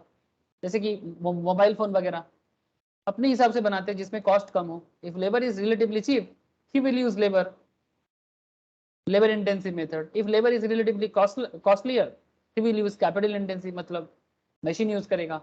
Thus relative price of factor of production help in deciding how to produce. जिसमें सस्ता पड़ेगा प्रोडक्शन उसमें होगा। फॉर होम टू प्रोड्यूस, किसके लिए करेगा? Goods and service in a capitalist economy will be produce for those who have buying capacity. जो purchase करेगा उसके लिए, जो खरीद पाएगा उसके लिए। The buying capacity of an individual depends upon his income. How much income he will be able to make depends on not only on the amount of work he has done and the price of factors he owns, but also on how much property he owns. Higher the income, higher will be his buying capacity. जिसका जितना income होगा उसका buying capacity उतना ज्यादा होगा, and higher will be his demand for goods in general. मतलब basically यही capitalism सोच है। जिसके हाथ में पैसा है मार्केट उसके हाथ में। तो फिर क्या सबके हाथ में पैसा है? सर अमेरिका इंग्लैंड जैसे कंट्री में पैसा सभी के हाथ में नॉर्मली है, पॉपुलेशन भी काफी कंट्रोल्ड वे में है, पर सेम कॉन्सेप्ट आप इंडिया या चाइना जैसे कंट्री के लिए अप्लाई नहीं कर सकते। तो क्या इंडिया कैपिटलिज्म फॉलो नहीं करता है? इंडिया करता है capitalism. Deciding about consumption, savings and investment, point to be noted. Consumption, savings and investment. Consumption मतलब भोग करना, भोग, कंज्यूम का मतलब होता है भोग, बंगाली में हिंदी में भोग बोलते हैं, यूज करना। Consumption and savings are done by consumers and investments are done by entrepreneurs. तो कंज्यूम कौन करेगा? कंज्यूमर करेगा, कस्टमर करेगा। इकोनॉमी में कस्टमर नहीं बोलते हैं, इकोनॉमी में कंज्यूमर बोलते हैं। And investment are done by entrepreneurs, मतलब बिजनेसमैन। कंज्यूमर्स सेविंग्स, कंज्यूमर जो सेविंग करेगा, consumer savings among other factors are governed by the rate of interest prevailing in the market. मतलब मार्केट में किसी भी चीज को खरीदने का जो लोन का इंटरेस्ट है वो अगर ज्यादा होगा, अगर आरबीआई बैंक को बोलेगा कि भाई लोन का इंटरेस्ट बढ़ा दो, तो ईएमआई में परचेस क्या होगा सर, कम हो जाएगा ना। Please point to be noted. Market demand supply कैसे डिसाइड करेगा, देखो आप फ्लिपकार्ट में या अमेजन में कोई प्रोडक्ट परचेस करना चाहते हो, या फिर ऐसे भी कर सकते हो, मैं फ्लिपकार्ट आजकल ऑनलाइन अवेलेबल है इसलिए दिखा रहा हूँ। से फॉर एग्जाम्पल आपको ये ओप्पो का फोन चाहिए, ये ओप्पो फोन, ये देखो यहाँ पर अलग अलग बैंक के थ्रू से ऑफर भी चल रहा है। मैं ऑफर नहीं दिखा रहा हूँ, चाहता हूँ, मेरे को ओप्पो फोन में कोई इंटरेस्ट नहीं है। I just want to show कि इस फोन को परचेस करने के लिए बैंक का क्या ऑफर है, क्रेडिट कार्ड कंपनीज का क्या ऑफर है, क्या आपको दिखाई दे रहा है। नो कॉस्ट छोड़ो, स्टैंडर्ड ईएमआई में आ जाते हैं। अगर आपके पास क्रेडिट कार्ड है, axis bank, bank of Baroda, city bank, Flipkart, HDFC, HSBC, ICICI, आप देख सकते हैं यहाँ पर 14% पर एनम का इंटरेस्ट है, 14% पर एनम। अगर आरबीआई को लगता है कि ये इंटरेस्ट रेट को 14% से 20% करा दो, बैंक ऑटोमेटिक बढ़ा देगा, क्योंकि आरबीआई के रूल्स के हिसाब से चलता है। तो सर अगर इंटरेस्ट रेट ज्यादा होगा तो कंज्यूमर का सेविंग बढ़ेगा कि कमेगा, प्लीज टेल मी।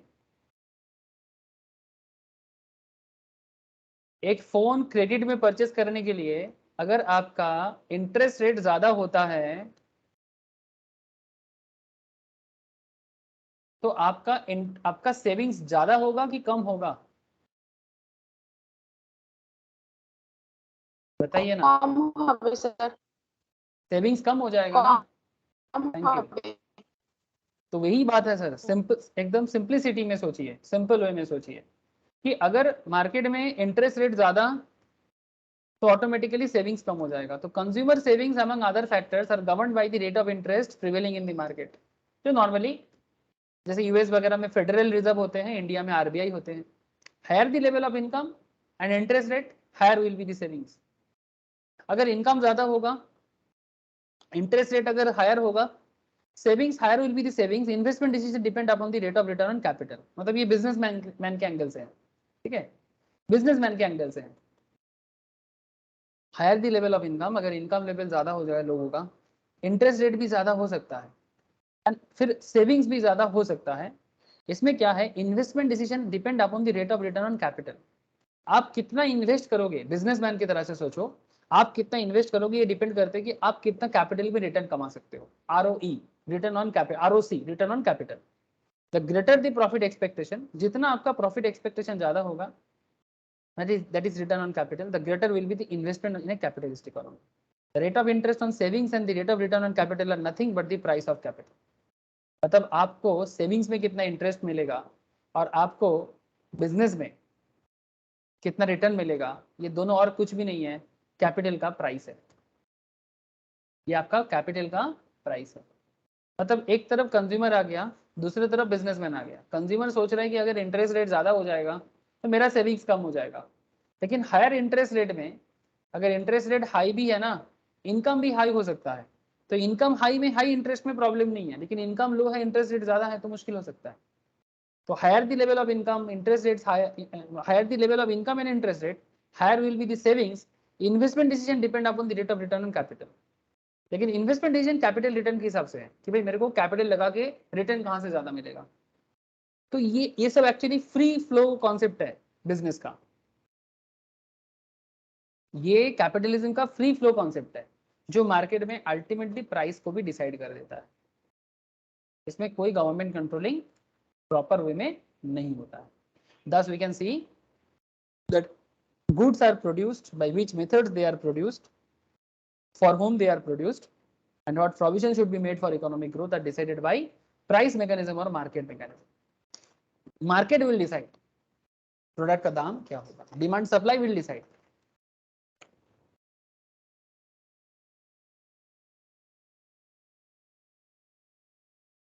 बोलिए, समझ में आया कि नहीं?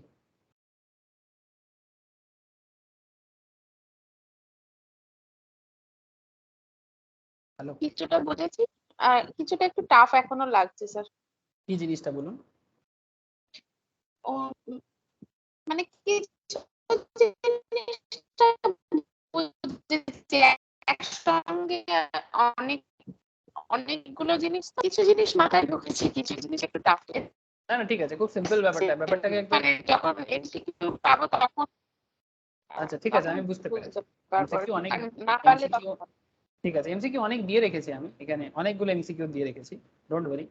40-50 খানা এমসিকিউ আছে, আমি ডিসিশন তখন ওইগুলো করতে গেলে তখন বুঝতে পারবো ঠিক আছে, ওকে মানে কোনগুলো হচ্ছে না, বা আপনিও বুঝতে পারবেন যে আমি কোথায় কি আটকাচ্ছি। ঠিক আছে, মানে অনেক সময় বোঝাতে পারছি না আর কি। বুঝতে পেরেছি ঠিক আছে, प्रॉब्लम बोले আবার डिस्कस করে দেবো, no issue.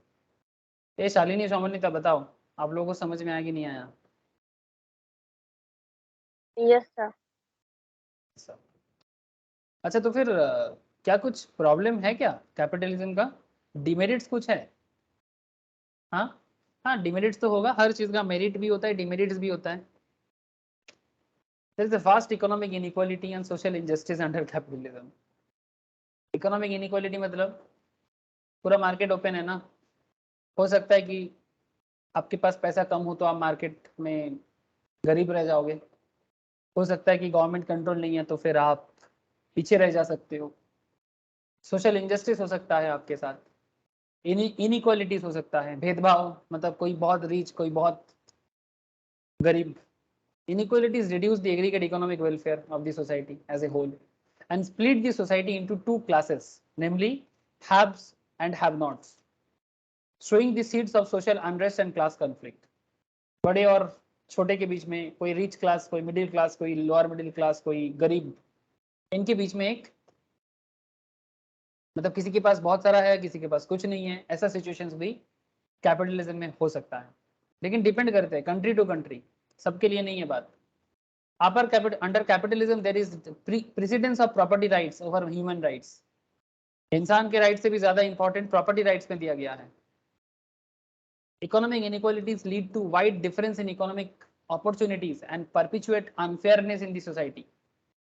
Capitalism system ignores human welfare because under a capitalist setup, the aim is profit and not the welfare of the people. Due to income inequality, the pattern of demand does not represent the real needs of the society. Exploitation of labor is common under capitalism. Very often this leads to strikes and lockouts. Moreover, there is no security of employment.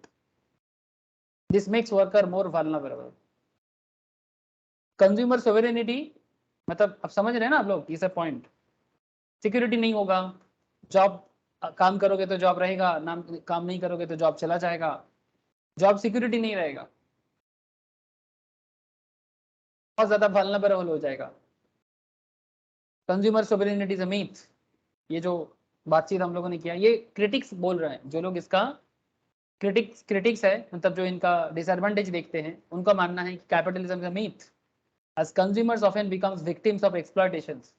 Excessive competition and profit motive work against consumer welfare. बहुत ज्यादा competition होना, profit motive होने के कारण ultimately consumer welfare नहीं होता है। There is a misallocation of resources as resources will be moved into production of luxury goods. Less wage goods will be produced on account of their lower profitability. जो चीज ज्यादा profit है सिर्फ उसी चीजों पे ध्यान दिया जाता, मतलब फोकस किया जाता है, इसमें प्रॉफिट कम है वो प्रोडक्ट बनाया नहीं जाता कैपिटलिज्म में। Less merit goods like education, healthcare will be produced. On the other hand, a number of goods and services which are positively harmful to the society will be produced as they are more profitable. मतलब कहने का मतलब क्या बोला कि education, health care जैसी चीजों में ध्यान नहीं दिया जाता, उल्टा जो हार्मफुल है उस चीज में ज्यादा ध्यान दिया जाता है, हार्मफुल प्रोडक्ट में ज्यादा इन्वेस्टमेंट चलता है बिकॉज प्रॉफिट ज्यादा है। Due to unplanned production, economic instability in terms of overproduction, economic depression, unemployment, etc., is very common under capitalism. This result in a lot of human misery. इंसान को बहुत मुश्किल में डाल सकते हैं कैपिटलिज्म। ये सब जो मैं आपको बोला कि कैपिटलिज्म का डिमेरिट्स हैं, अगेंस्ट बातें हैं सर। फेवर में भी सुना आप लोगों ने, अगेंस्ट में भी सुना आप लोगों ने। सर सोशलिज्म क्या है? सर सोशलिज्म का मतलब हो गया गवर्नमेंट कंट्रोल्ड। इसके लिए मुझे आपको एक फेमस रशियन का नाम लेना पड़ेगा, Karl Marx. Socialist economy was propounded by Karl Marx and Friedrich Engels in their work the communist manifesto, हमारे वेस्ट बंगाल में CPIM चलता था ना,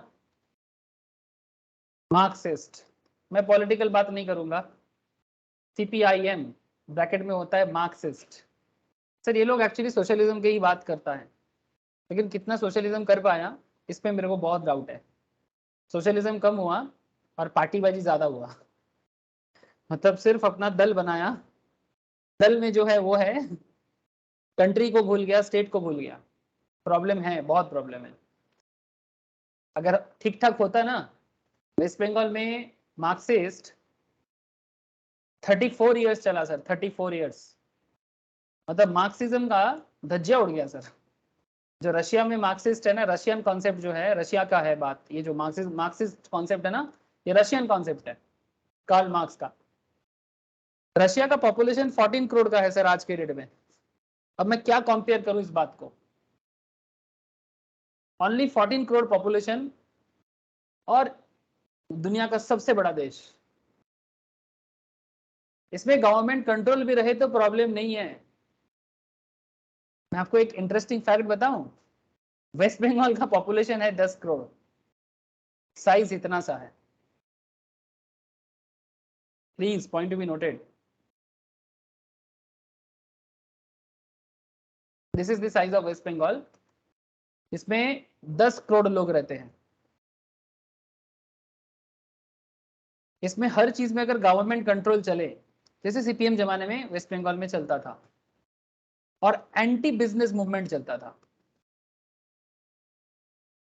एंटी बिजनेस मॉडल, हर चीज गवर्नमेंट देखेगा, कौन कितना खाएगा, कौन क्या पहनेगा, कौन स्कूल में इंग्लिश पढ़ेगा या नहीं पढ़ेगा, ये भी पॉलिटिकल पार्टी डिसाइड करता था, मतलब बेसिकली गवर्नमेंट डिसाइड करता था। मैं एकदम ओपनली बात कर रहा हूँ, जो भी है आपके सामने है, छुपाने का बात नहीं है। सोशलिज्म का बेनिफिट बहुत सारा है, लेकिन अगर सोशलिज्म को गलत वे से यूज किया जाता है, वो सोसाइटी को खत्म कर देता है। मैं जब खुद स्कूल में पढ़ता था, प्राइमरी लेवल में, गवर्नमेंट स्कूल में, हमारे गवर्नमेंट स्कूल में इंग्लिश नहीं होता था, लेकिन जो हमारे स्टेट का चीफ मिनिस्टर होते थे, वो खुद बैरिस्टर है, खुद बैरिस्टर होके इंग्लिश एजुकेशन, इतना बड़ा दुनिया का इंपॉर्टेंट एक इंटरनेशनल लैंग्वेज होने के बाद, आप वेस्ट बंगाल के स्टूडेंट को इंग्लिश पढ़ने से रोक कैसे सकते हो? लेकिन ये पॉसिबल होता है जब सोशलिज्म चलता है, गवर्नमेंट कंट्रोल्ड। मैं फेवर में अगेंस्ट में बात नहीं कर रहा हूँ, मैं आपको रियलिटी बता रहा हूँ। जिनको नॉलेज है, अगर आपको नॉलेज नहीं है, आप अपने बड़ों से पूछो, आपको पता चल जाएगा। और एक इंटरेस्टिंग फैक्ट, जब दुनिया भर से कंप्यूटर मैंडेटरी हो गया, तब वेस्ट बंगाल गवर्नमेंट, मतलब ये करेंट गवर्नमेंट नहीं, ममता दीदी से पहले जो गवर्नमेंट था, basically in the era of Jyoti Basu and Buddhadeb Bhattacharya, ठीक है, बेसिकली ज्योति बासु के एरा में और बुद्धदेव भट्टाचार्य का स्टार्टिंग टाइम, पूरा दुनिया भर में कंप्यूटर मैंडेटरी हो रहा है, बट हमारा वेस्ट बंगाल का लीडर बोल रहे कि कंप्यूटर वेस्ट बंगाल में आने नहीं देंगे। क्यों? कंप्यूटर आने में वेस्ट बंगाल में लोग अनएम्प्लॉयड हो जाएगा, क्योंकि एक कंप्यूटर 100 लोगों का काम कर सकता है। चलो मान लिया उनका थ्योरी। सर पॉइंट क्या है, एक्चुअली जब कंप्यूटर का रिवॉल्यूशन आ रहा था, तो सबसे पहला बेनिफिट दुनिया भर में बंगाल में आया, बिकॉज बंगाल इंटेलेक्ट के लिए जाने जाते हैं, मतलब यहाँ पर बुद्धिमान लोग होते हैं, ये भारत में सभी लोग मानते हैं, इवन वर्ल्ड भी मानते हैं। तो कंप्यूटर बंगाल में आने के लिए रेडी था। जो आज बैंगलोर में हुआ, वो बैंगलोर में नहीं जाता, कोलकाता में होता। लेकिन बंगाल गवर्नमेंट बोला कि नहीं, हम लोग कंप्यूटर आने नहीं देंगे, सरकारी ऑफिस, प्राइवेट ऑफिस, कहीं पर भी कंप्यूटर नहीं आने देंगे। एक्चुअली बंगाल गवर्नमेंट का तभी का CPIM मार्क्सिस्ट कॉन्सेप्ट उनको क्या समझाया, उनको ये समझाया, मतलब कॉन्सेप्ट क्या बिल्ड हुआ, उनको लगा कंप्यूटर जॉब अनएम्प्लॉयड कर देगा, लेकिन उनको ये सोचना चाहिए था कि computer new kind of job create कर सकता है। तो क्या प्रॉब्लम हो गया, दूर का नहीं देख पाया। हाँ सर, आज देखो जोमेटो, स्विगी, ओला, उबेर कितने यूथ को जॉब दे सकता है, और भी कितना सारा फ्रीलांसिंग करके कितना लोग कमा सकते हैं। तो new kind of job create हो सकता है, ये देख नहीं पाया। उनको सिर्फ लगा कि एक कंप्यूटर 100 इंसान का काम कर सकता है। तो अगर सोशलिज्म बहुत ज्यादा गवर्नमेंट कंट्रोल्ड है सर, बहुत ज्यादा गवर्नमेंट कंट्रोलिंग में प्रॉब्लम भी है। आप लोगों को समझ में आ रहा है?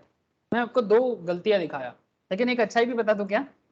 सिर्फ गलतियां नहीं दिखाना चाहिए ना, एक अच्छाई दिखा देता हूं आपको। वेस्ट बंगाल में सीपीआईएम गवर्नमेंट जब था, इन्होंने इंडिपेंडेंस के बाद भारत में सबसे पहली बार एक अच्छा काम किया। पूरा भारत में जो जमींदारी सिस्टम था, उसके लिए 1954 में जमींदारी सिस्टम को बंद करने का एक लॉ आया था। लेकिन इस लॉ को फर्स्ट टाइम अगर कोई पॉलिटिकल पार्टी ने अप्लाई कर पाया था देश के अंदर, वो है सीपीएम। इसको लैंड रिफॉर्म कहा जाता है sir.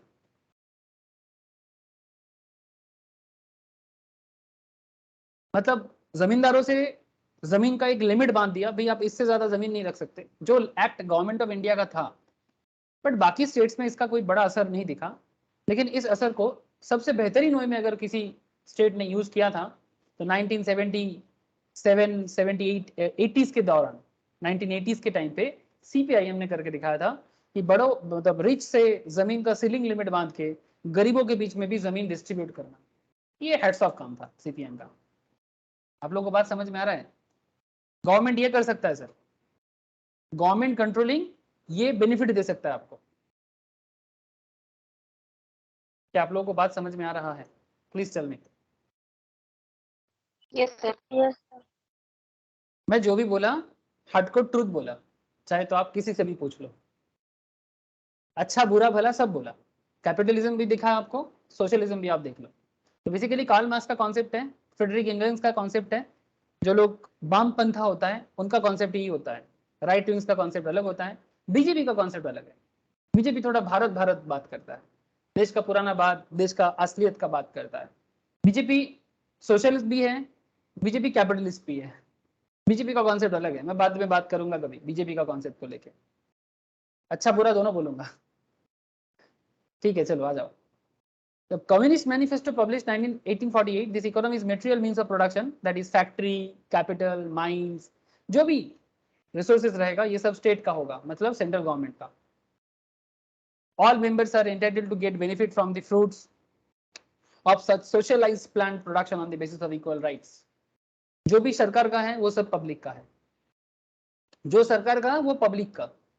Socialist economy is called command economy. Command economy आदेश के बेसिस में चलेगा, सरकार ने बोल दिया तो मानना पड़ेगा। खतरा भी है, अगर आप सरकार के हिसाब से नहीं चलोगे तो आपको जेल में डाल दिया जाएगा, आपको मारपीट किया जाएगा। समझ में आ रहा है? चाइना में चलता है कमांड इकोनॉमी। हेलो, आप लोग मेरा बात समझ पा रहे हैं ना? चाइना में आप गवर्नमेंट के अगेंस्ट में बात नहीं कर सकते, डिक्टेटरशिप टाइप का होता है। हो सकता है कि आपका कॉन्सेप्ट अलग है, लेकिन आप अपना कॉन्सेप्ट में जिंदगी नहीं बिता सकते, फ्रीडम नहीं है, ना बोलने का, ना चलने का, कुछ भी नहीं, कोई सुनता भी नहीं है आपका। चाइना इतना खतरनाक है सोशलिज्म के नाम पे। लेकिन जब बात बिजनेस का आता है, चाइना को भी सोशलिज्म से हटना पड़ा और प्राइवेट बिजनेसमैन को सामने आना पड़ा, बिकॉज सरकार बिजनेस नहीं कर सकता। सरकार एडमिनिस्ट्रेशन चला सकते हैं, बिजनेस नहीं देख सकता, इसलिए प्राइवेट बिजनेसमैन को भी सरकार को देखना पड़ रहा है। चाइना को भी कैपिटलिज्म में शिफ्ट होना पड़ा, तभी आज चाइना में दुनिया भर में बिजनेस कर पाता है। बड़े बड़े company Jack Ma, Alibaba, and group और भी बहुत सारा है, HSBC, Hong Kong Shanghai bank of China, capitalism concept में ही बिजनेस को फैला रहा है। तो ऐसा नहीं कि चाइना फुल्ली सोशलिज्म पे है, नहीं, उसे भी कैपिटलिज्म फॉलो करना पड़ता है। लेकिन मेनली चाइना एक डिक्टेटरशिप टाइप का कंट्री बन गया है। बोलता है सबका हक है कंट्री में, बट एक कमांड इकोनॉमी की तरह चलता है, जैसा बोलेगा वैसा करना पड़ेगा, फ्रीडम कुछ नहीं है। इवन आप गवर्नमेंट के अगेंस्ट में बोल भी नहीं सकते, एक्चुअली बोल सकते हो, लेकिन वही आपका आवाज बंद कर दिया जाता है। लेकिन जो भी है सेंट्रली प्लान्ड है, बेनिफिट भी मिलता है।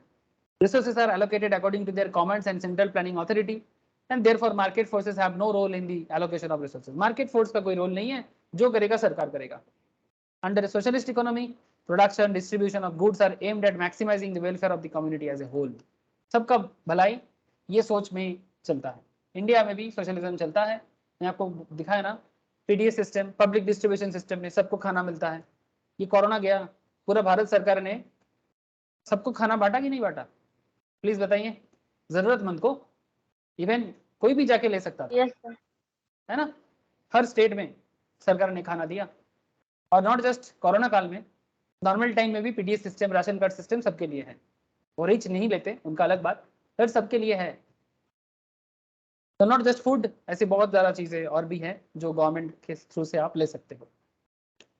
तो इसका कैरेक्टर क्या है, कलेक्टिव ओनरशिप सरकार के हाथ में है और ओनरशिप सभी पब्लिक का है। इकोनॉमिक प्लानिंग है, सेंट्रली प्लान करके चलता है।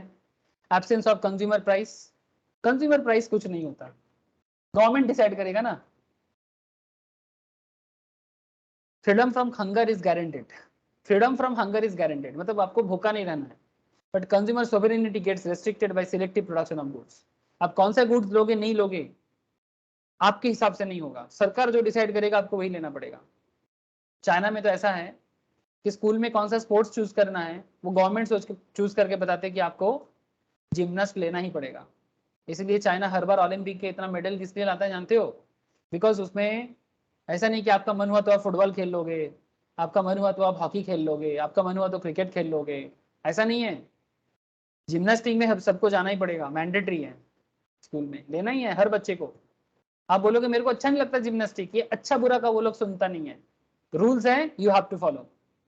नॉर्थ कोरिया किम जोंग का देश, हाँ सर, नॉर्थ कोरिया का भी यही कहानी है, और भयंकर। किम जोंग को जानते हैं आप लोग,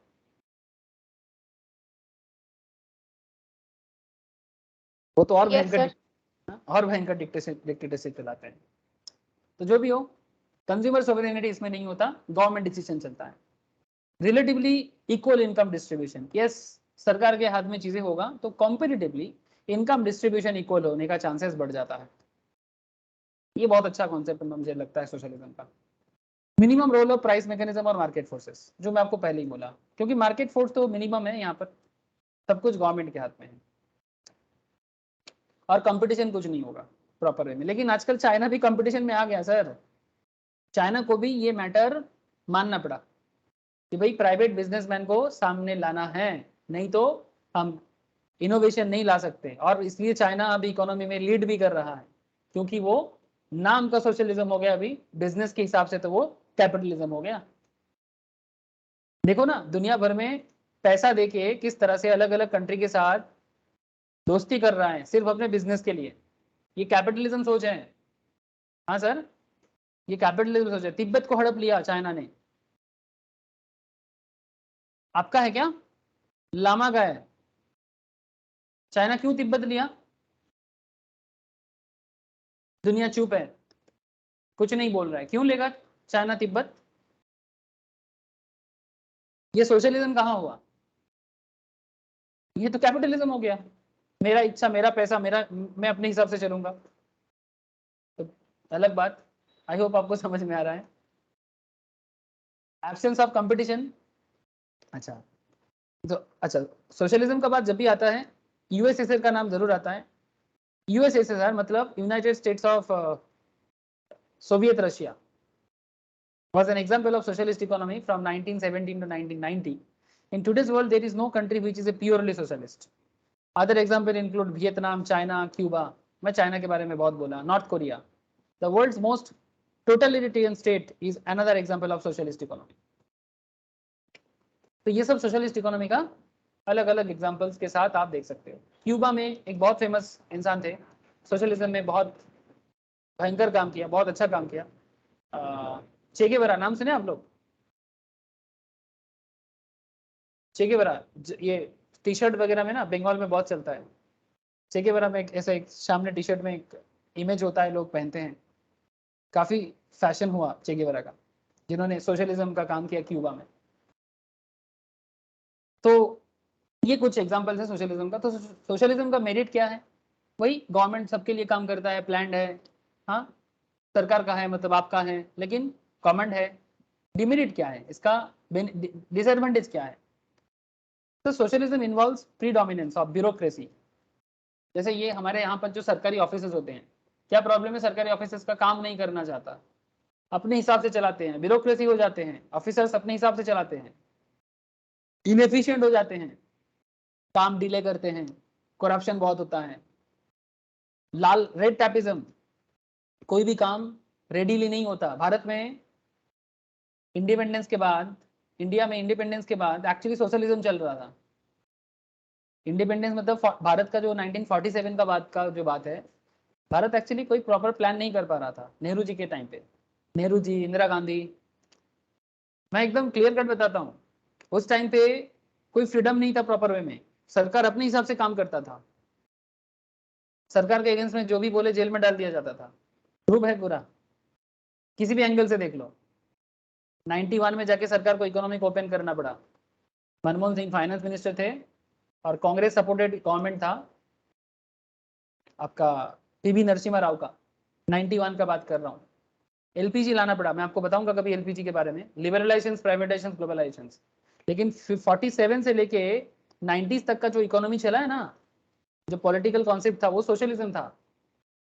तो सोशलिज्म में प्रॉब्लम भारत में क्या हो गया था? रेड टैप हो गया था, कोई भी काम नहीं होता था प्रॉपरली, फेवरेटिज्म चलता था।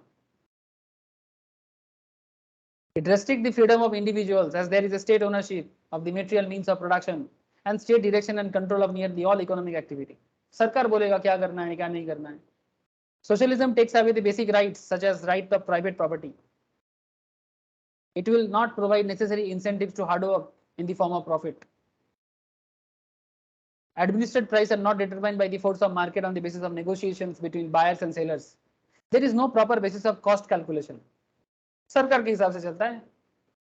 In the absence of such practice, the most economic and scientific allocation of resources and the efficient functioning of the economic system are impossible. Actually, कोई proper economic system बैठता ही नहीं है socialism में, because everything is just government control. Business को open नहीं किया गया, state monopoly होता है. Socialism will sometimes become uncontrollable. This will become more difficult to regulate than private monopoly. Private monopoly से भी खतरनाक हो जाते हैं. Under socialism, the consumers have limited freedom of choice. Therefore, what is the state produce has to be accepted by the consumers. No importance is given for personal efficiency. अगर आपके अंदर कोई special talent हो, innovation हो, कोई काम नहीं करेगा. Productivity, no use. Laborers are not rewarded according to their efficiency. This acts as a disincentive to work. काम करने का मन नहीं करता. Disincentive हो जाते हैं. The extreme form of socialism is not at all practicable. मतलब extreme socialism किसी भी एंगल से practicable नहीं है। इसीलिए दुनिया के कुछ कंट्री जैसे कि भारत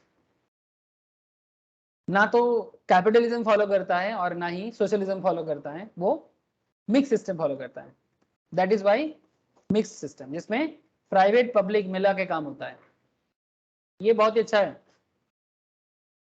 क्या बोलते हैं आप लोग? बोलिए, अच्छा है कि नहीं?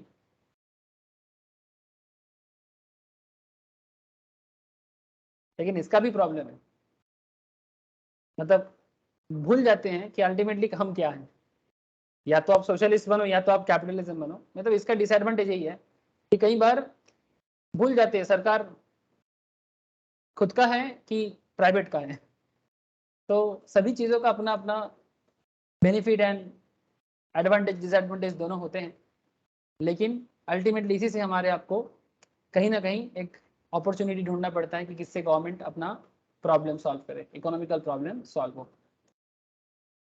सो ये तीनों सिस्टम मैंने आपको बताया, कैपिटलिस्ट, सोशलिज्म, मिक्स्ड। मिक्स्ड और क्या बताएं, दोनों को मिक्सड है। एक बार गो थ्रू जरूर कीजिएगा, कोई दिक्कत हो तो मुझे जरूर बताइएगा। यहाँ पर डिफरेंट काइंड ऑफ क्वेश्चन दिया है, क्या आप क्वेश्चन ट्राई करेंगे घर पे? Hello, yes sir. Okay sir. एक क्वेश्चन हम यहाँ पर आपको बताते हैं, चलिए एक क्वेश्चन मेरे साथ साथ कीजिए। हाँ बोलो বলুন মিসেস ব্যানার্জি, কিছু বলছেন? না, ঘরে করব জিজ্ঞাসা করলেন তাই বললাম হ্যাঁ করব। ও আচ্ছা আচ্ছা, ঠিক আছে, আমি দু একটা কোশ্চেন একটু ডিসকাস করে দিই, সুবিধা হবে একটু। হ্যাঁ হ্যাঁ শিওর শিওর শিওর। देखो सर, दो चार क्वेश्चन थोड़ा क्विज कर लेते हैं। Economists regard decision making as importance. Economists regard decision making as importance because economists regard decisions. मतलब decision making important है क्यों है? The resources required to satisfy our unlimited wants and needs are finite or scarce. मतलब resources जो हैं वो हमारा demand मतलब रिसोर्सेज से हमारा सेटिस्फेक्शन करना है, अनलिमिटेड वांट्स है हमारा पब्लिक का, एंड नीड्स आर फाइनाइट, जितना दे दो कम पड़ जाए, और स्कार्स है। ये एक पॉइंट है। मतलब क्यों डिसीजन मेकिंग करना है आपको? It is crucial to understand how we can best allocate our scarce resources to satisfy society's unlimited wants and needs. उसके लिए डिसीजन फॉर्म करना है। Resources have alternative uses. हर रिसोर्सेज का अल्टरनेटिव यूज है। 500 टका से किताब भी खरीद सकते हो, मूवीज भी देख सकते हो, और दोस्तों के साथ पार्टी भी कर सकते हो। एंड पॉइंट नंबर डी बोला है ऑल ऑफ द अबव। क्यों डिसीजन मेकिंग इकोनॉमिक्स के लिए इंपॉर्टेंट है? कौन सा पॉइंट राइट आंसर होगा बताइए? ए, बी, सी और all of the above?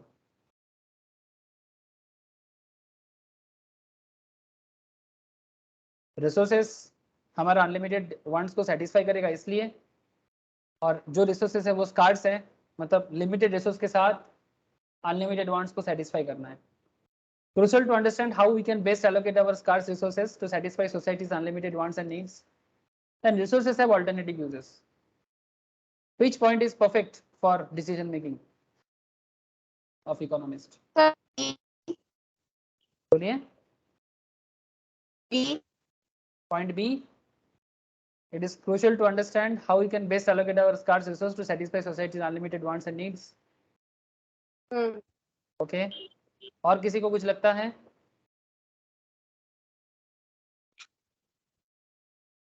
Shalini, सामान्यता बताओ। Try. Option D.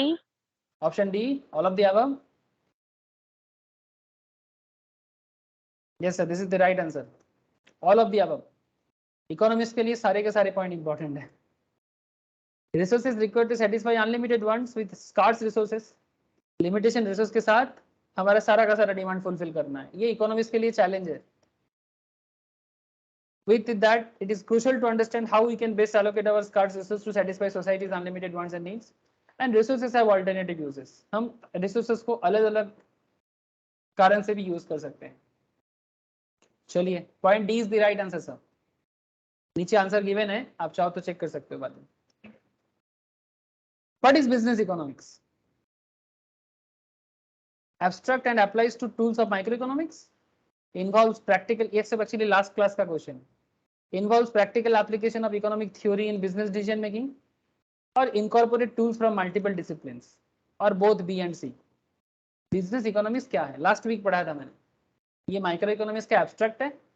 Practical application involve है, economic theory in business decision making, incorporate tools for multiple disciplines है, या फिर बोथ बी एंड सी है? क्या लगता है?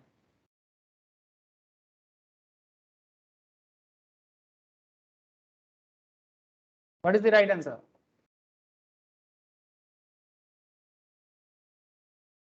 Sir both B and C involve practical application of economic theory in business decision making and also incorporate tools from multiple application disciplines.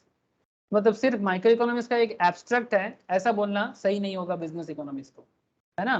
लेकिन बाकी दो पॉइंट बिल्कुल बिजनेस इकोनॉमिक्स को बताते हैं। लास्ट वीक का पढ़ाई है सर, लास्ट वीक के क्लास के ऊपर डिपेंड करके ये क्वेश्चन था। अच्छा, कुछ और बात कर लें? चलो ये बताओ, which of the following is not one of the four central questions that the study of economics is supposed to answer? Who produce what? When are goods produced? Who consumes what? And how are goods produced? Question क्या है? Which of the following is not one of the four central questions?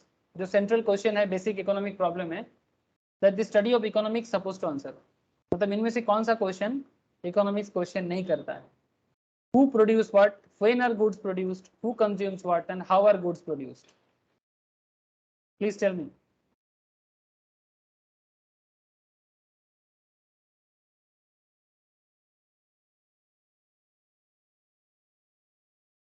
Sir, D. D or B?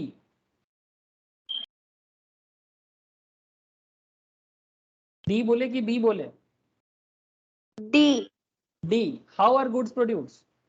क्यों sir, how to produce तो सवाल करते हैं ना हम लोग,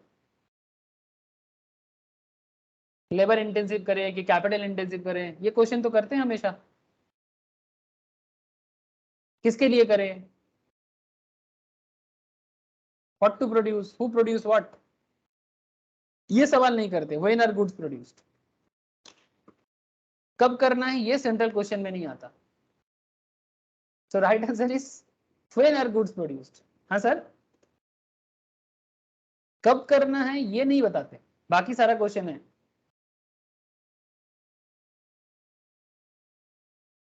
चलो ये बताओ,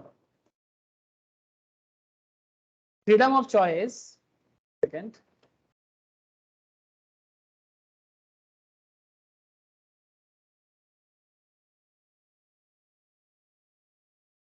freedom of choice is the advantage of socialism, capitalism, communism, none of the above. Freedom of choice इसमें से कौन से सिस्टम में देखने को मिलता है? सोशलिज्म में, कैपिटलिज्म में, कम्युनिज्म में, नन ऑफ द अबव? बताइए जल्दी, आज का पढ़ाई से है। Sir option A, freedom of choice, option A. Socialism तो चॉइस देता ही नहीं है। बी, ऑप्शन बी, यस, पूंजीवाद। कैपिटलिज्म, फ्री इकोनॉमी, यहाँ चॉइस का फ्रीडम है। सोशलिज्म में तो बिल्कुल फ्रीडम नहीं है, कम्युनिज्म तो और नहीं है। सरकार जो बोलेगा वैसे ही करना पड़ेगा, मतलब हीरोक राजा जैसे टाइप। अगर हीरोक राजा अच्छा हो तो शायद अच्छा हो सकता है। हीरोक राजा जैसे सत्तर तरह का फेमस मूवी है, ठीक है। सरकार अच्छा हो तो ठीक है, अगर अच्छा ना हो तो बहुत मुश्किल है सोशलिज्म में और कम्युनिज्म में। बट कैपिटलिज्म में ऐसे थोड़ा बहुत सेटल हो सकता है, खराब अच्छा देख लेगा, जनता देख लेगा। It's kind of democracy. Exploitation and inequality are minimal under. Exploitation और इनइक्वालिटी किसमें कम है? सोशलिज्म में, कैपिटलिज्म में, मिक्स्ड में, none of the above? Please tell me. मतलब जनता का एक्सप्लॉयटेशन, पब्लिक का एक्सप्लॉयटेशन और इनइक्वालिटी किसमें कम होता है? इसमें से कौन से सिस्टम में कम दिखता है? Sir mixed economy. Mixed economy, सबको वही लगता है?